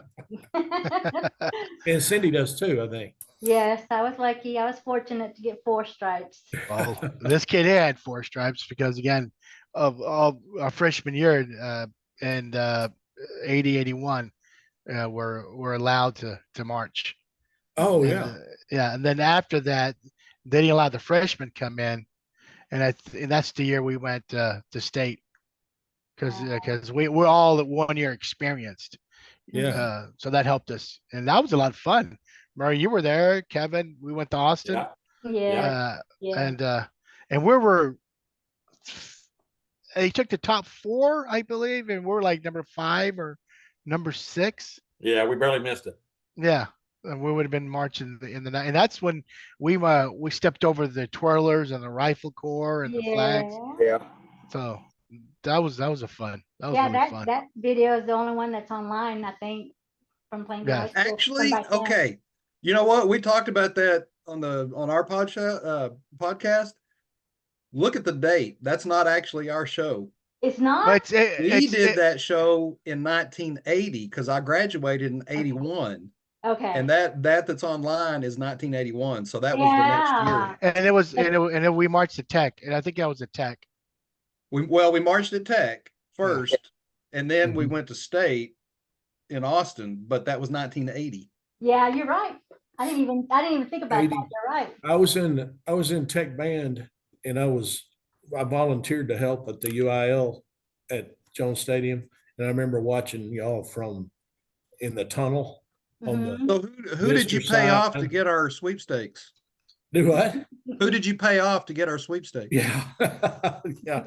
Well, I just remember there was another girl there from tech band, and she was I think she was a Monterey grad, and she was like, man, Plainview's good. I'm like, yeah, they are. We were. You were. Yeah. That's Yeah. cool. So I have a question. Are any of you still playing your instrument or playing music? Nope. Kevin, you still are? Yeah. It's an electronic. It's an electronic, so I got volume control. But yeah, Yeah. I'll play. Well, let me ask you this, Murray. Could you play if you had a saxophone? No, it's been too long. I mean, Yeah. I laid it down after high school, and I still have it, but I'd have to Oh, relearn. Mhm. There might be a museum that might be interested in Oh, and Murray? it. And his horn. Well, let me go back to Murray. Let's talk about Buccaneer days. Did you guys go to Corpus? Yeah, I think I remember a couple of trips to Corpus. I think probably can't remember the years, 79 and maybe 81. I may have the years wrong, but we went a couple of different times. We'd stay in the Port Royale there in Port Aransas. Mhm. And we'd practice on that little road that, outside the hotel. Oh, And yeah. then we'd go to the parade before we got to the hotel or at the condo. We'd stop at HEB to buy groceries for the room. Yes. That was So fun. that was a lot. I think I said on the last podcast, the first trip we were down there, I lost my glasses in the ocean. Oh, So I went Oh. that whole weekend, until we got back without my specs, and so it's kind of a memory for me. So were you able to So- function pretty good? I mean, did you really, really need those classes bad? I mean, I'm not totally blind. I could play music and this and that, but I couldn't, read or that kind of Oh, stuff. wow. As best I recall, the band directors had just about everybody out wading through the water and the sand looking for them. I don't Yeah, remember. but it was, how that is. They were gone. They were Oh, yeah. gone. Yeah.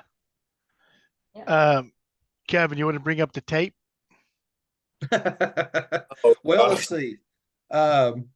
Ray might have had his taped. Murray might have had his taped. Okay, have y'all been watching all the other podcasts? I've seen a few. Oh, you got to go back and watch them.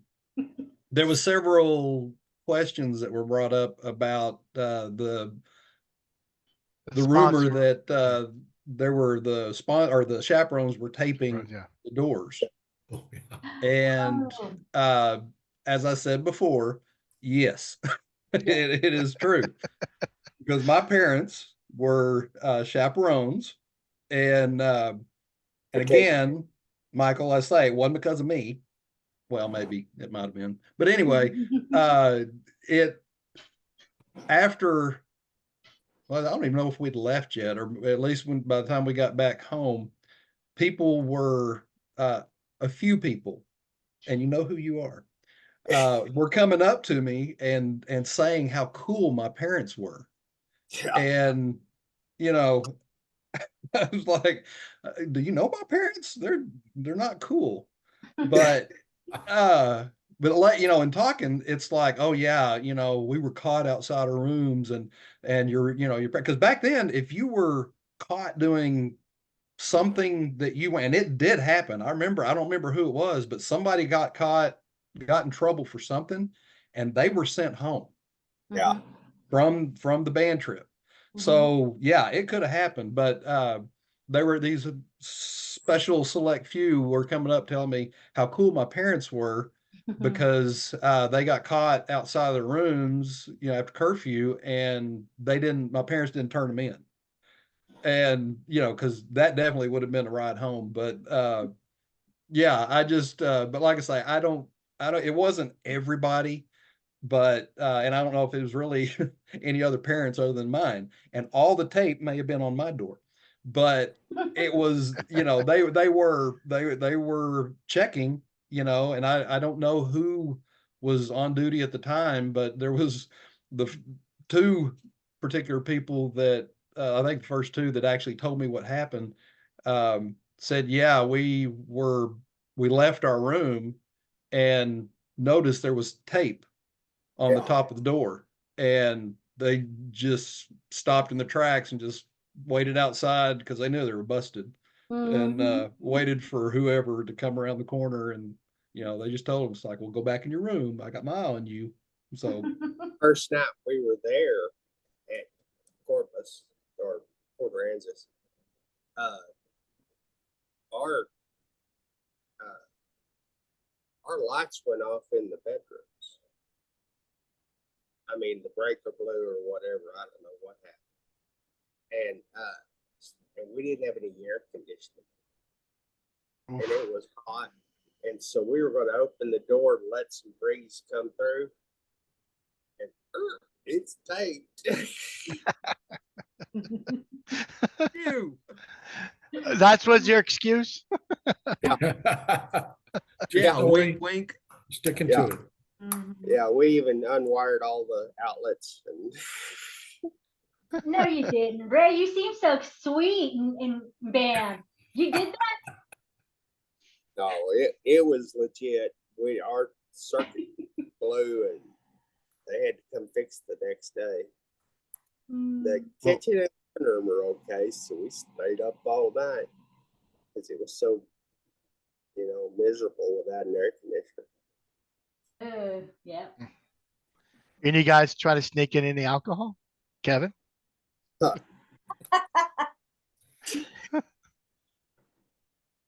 What? Confirm Can't hear or you. deny. I'm sorry? I cannot confirm nor, yes, we did. Okay. Yes, we made the trip to Nazareth. We got prepared. Wow.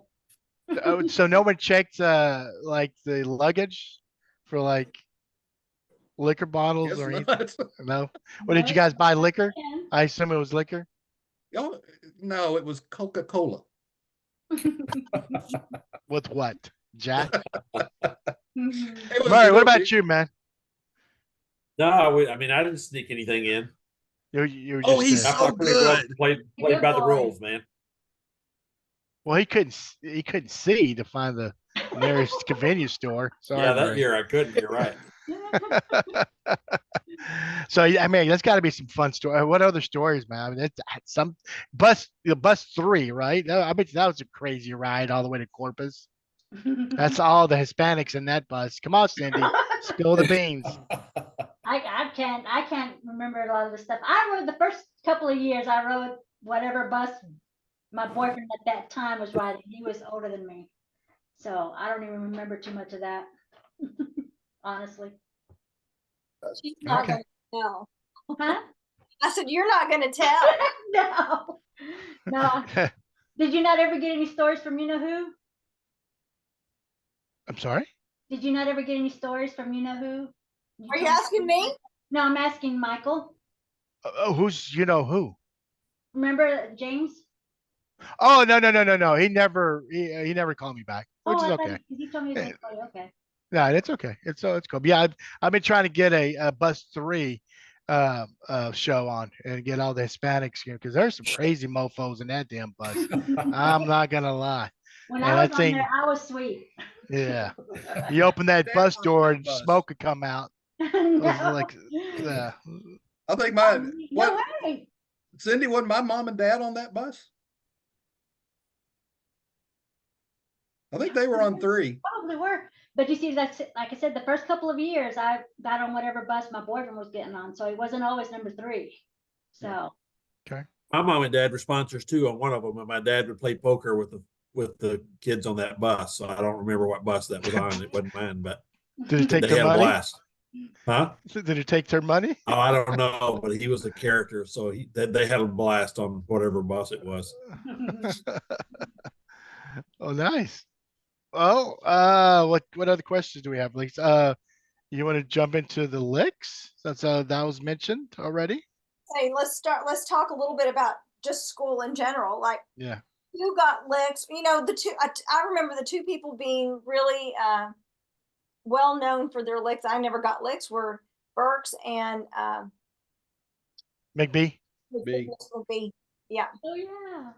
Yeah. Well, Like you didn't want either one of those men to give you licks because you were gonna feel that for a couple of days. yeah, Did Burks you ever get Burks licks? can bring it. Yeah. Who? Did you ever get Me? licks? I don't recall ever getting licks as far as in high school. I did in 8th grade once, but I don't recall anything in high school. But Michael kind of sounded like he knew something about me. Did you? No. Oh, Oh, okay. no. I thought you did. No, I never got No. licks. So just in 8th grade one time. Who's the teacher? Oh my You God. recall? I don't remember. I just remember it was myself. Well, it was myself and a couple of others because at that time I was a cheerleader and we were walking through the hallways because we were getting ready to put up signs. And Lisa, those painted signs that we would make. And we were putting up the signs and we decided since the halls were quiet that we'd open up lockers and then run and slam them all. And that's what we did. And we got caught. We got licks then. That was in 8th grade. But in high school, I never Okay. did What about you, Ray? I got threatened with licks once by Burks, that. but he just said, you can either help sort uniforms or get a Mickey Mouse. It was for leaving a guitar cord out. Yeah, they Wow. Damn. and I was like, oh, I'll hang out. Real. Did he trip over the cord? Is that why? No, I left it out when I was putting up my gear after stage band. And I guess I set it on top of the piano or something.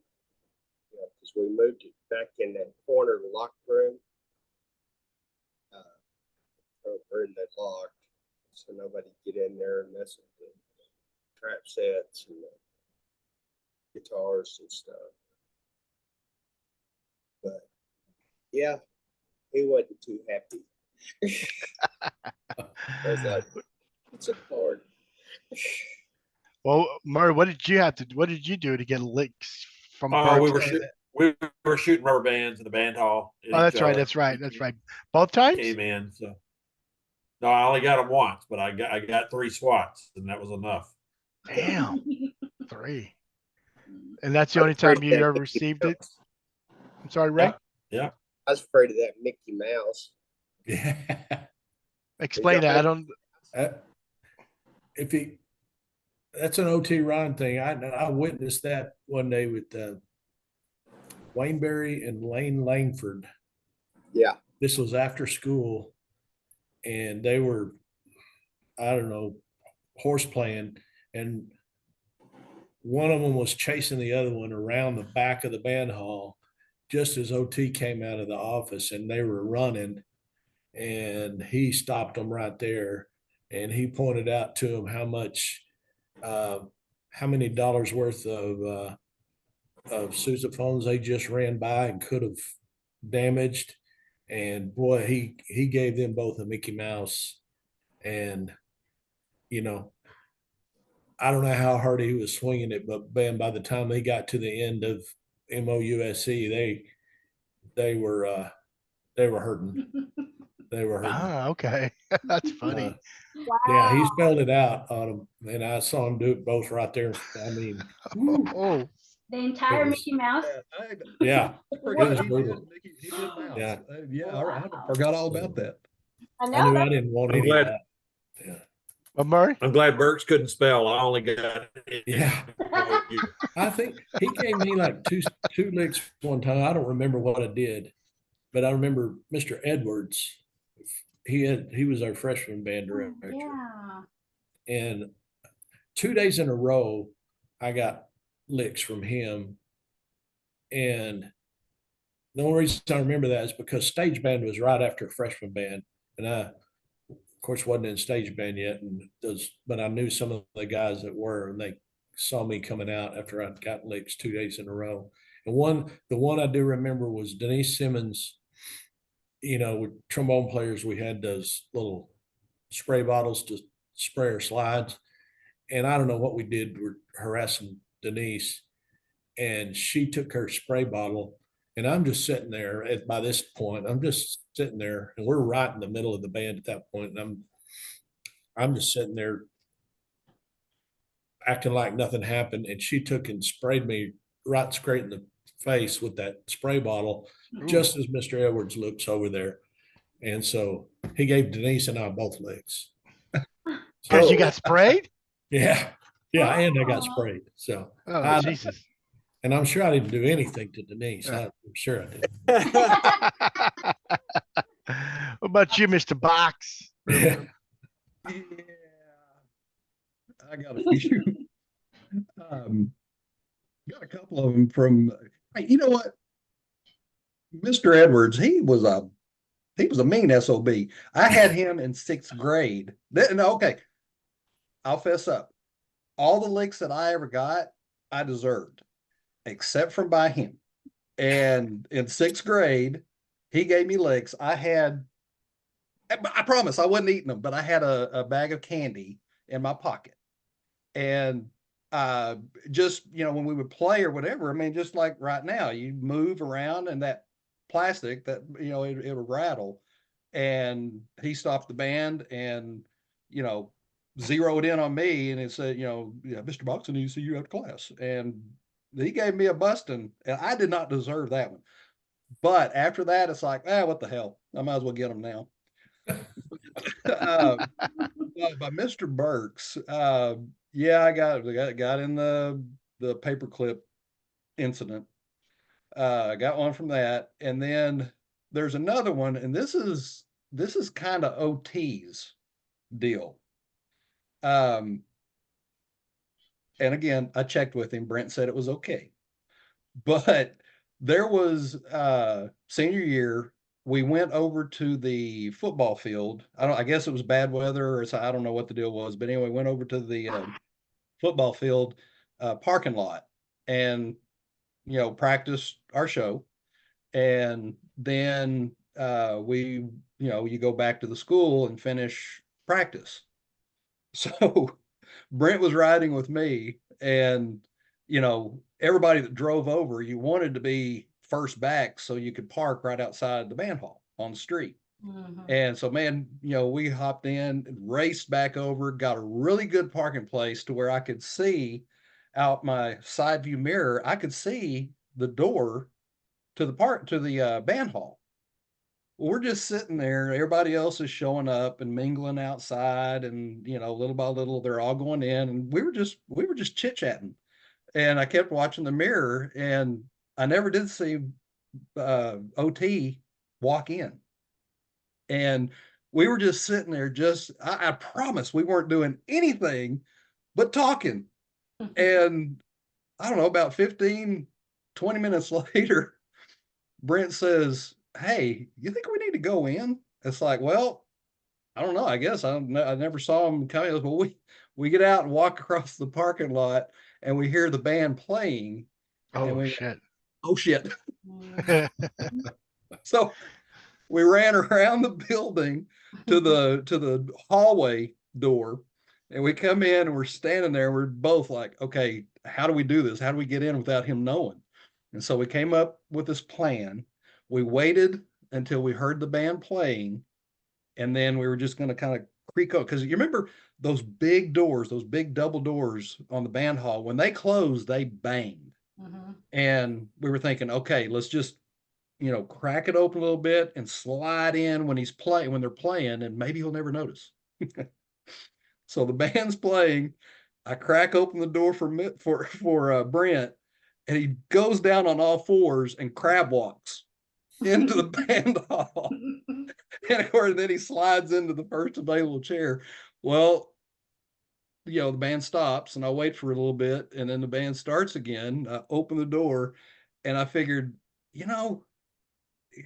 I might as well just walk in like I own it, like I'm supposed to be doing this. So I just swung it open and waltzed in, and I no more got to the drums, and he stops the band, and he looks over the drum section and says, "Mr. Hackett, Mr. Box, see me after practice." And a one, and a two, and well, okay. So after practice, we're waiting, and he asks us why we were late, and we're told, it was like, OT, it was honest. We were parked sitting outside, we were watching, didn't see you come in, didn't notice. He was like, well, you knew the parking lot was empty, why wouldn't you come in? Anyway, we went back and forth for a while, and it was obvious that we weren't going to win that argument. And the next thing I know, he's over talking to Mr. Burks, and Mr. Burks is the one that comes out with the paddle. Oh, I think I would have rather had the Mickey Mouse than one of Burks's, because it hurt.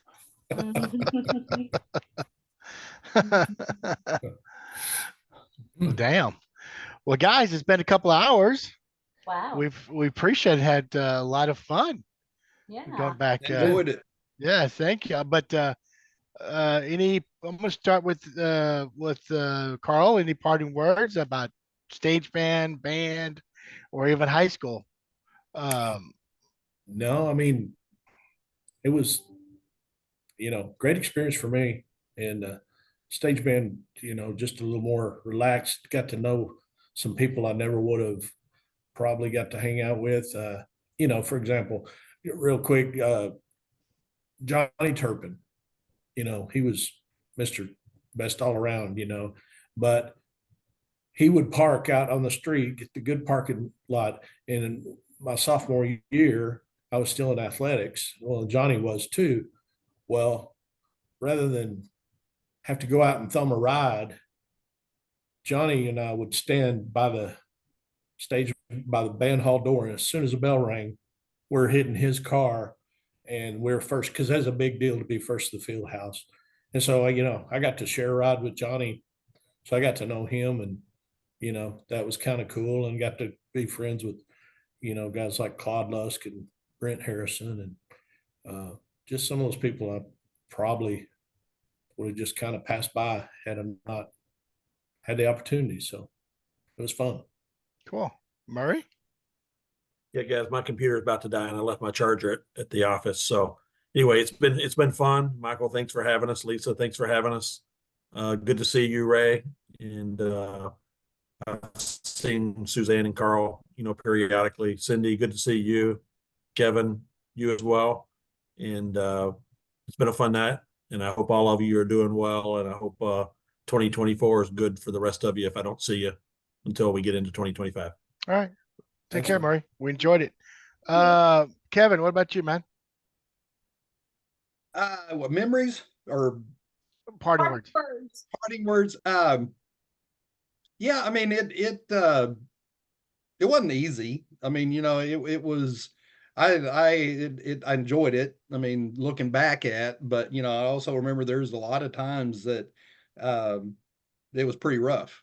I mean, like, being the first and only freshman in the marching band when I got there, just not having a clue what was going on, and just being shoved and pushed and, yelled at by all these upperclassmen, and, one in particular, that just literally with his senior ring, just literally knocked me out, and that was probably the second week of school, after school started. And, it just,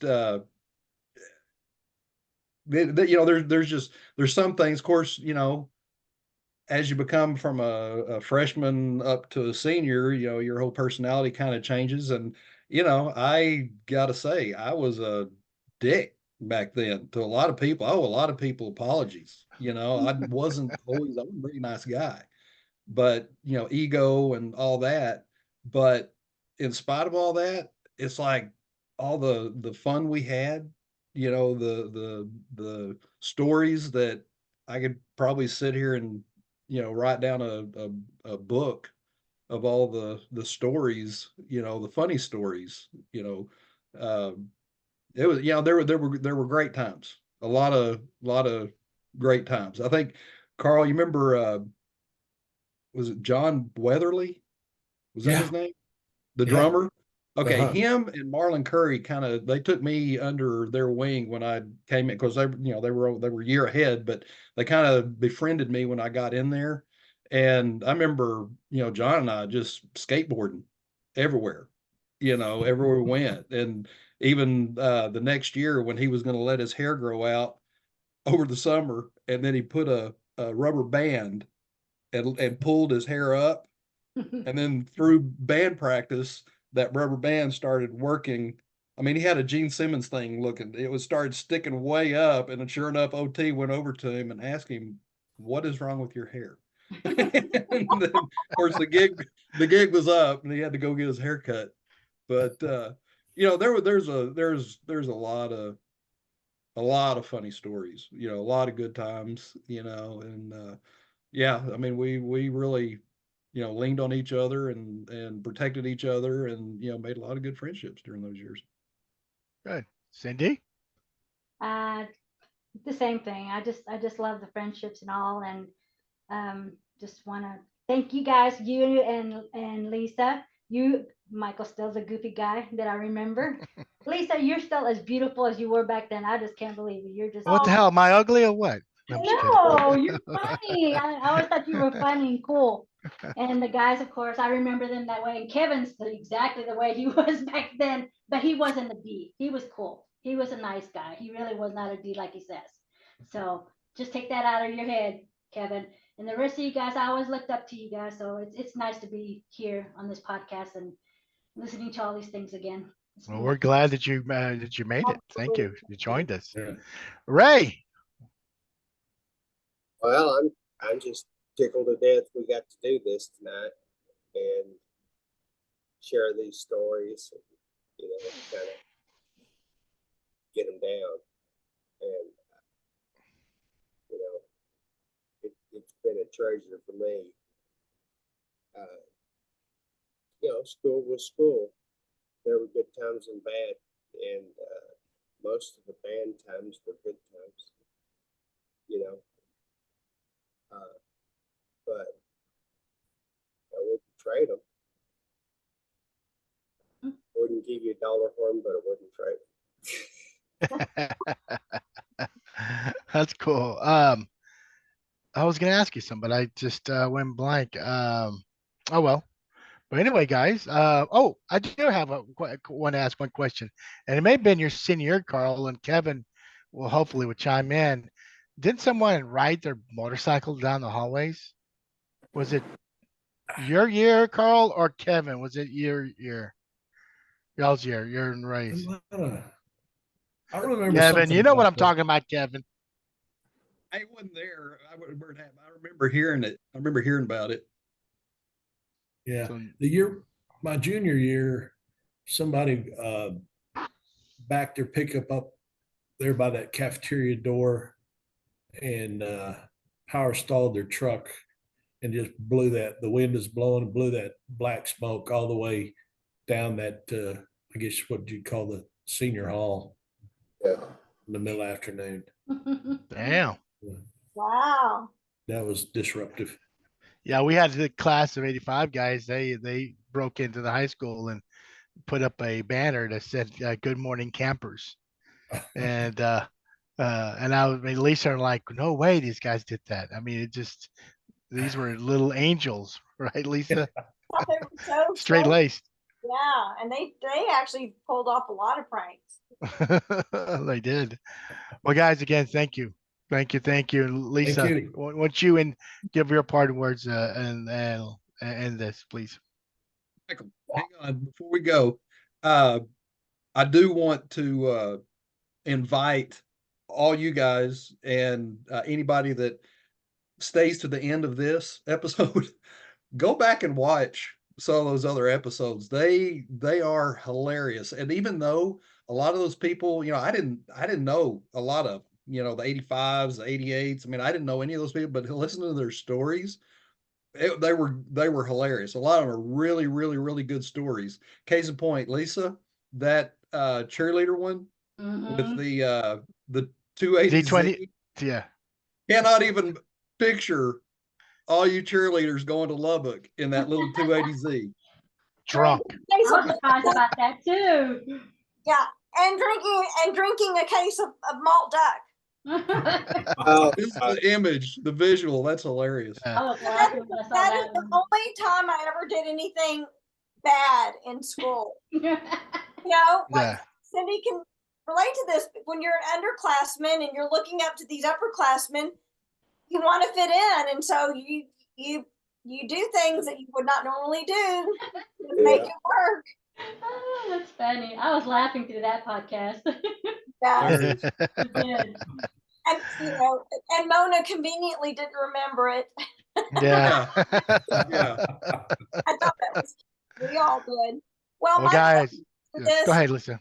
yeah, I as I was listening to your stories in the back of my head, I was thinking, you know, we were all in school in a really charmed time for Plainview because of the leadership at our schools, from Coach Sherwood to all of the band directors, the faculty that we had, the principal. I mean, we were there at a really charmed time because the way that these people all meshed together to create a leadership that seemed very unified across the board.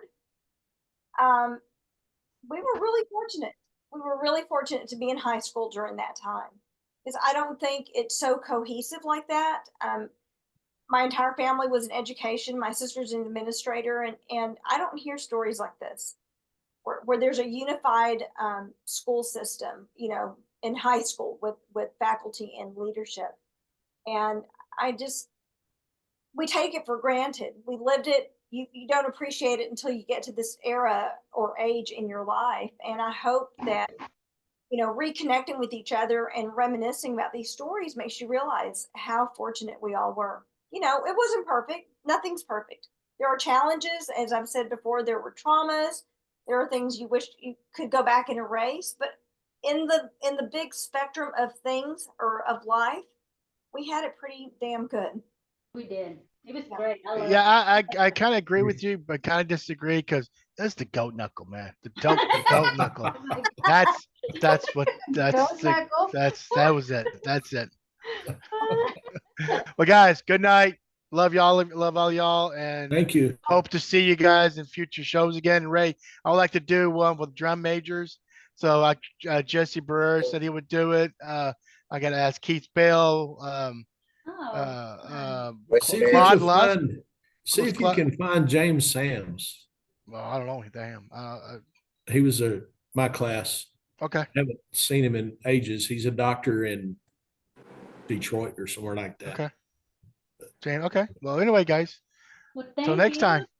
Good night, everyone. Good night. Thank you. course. Much.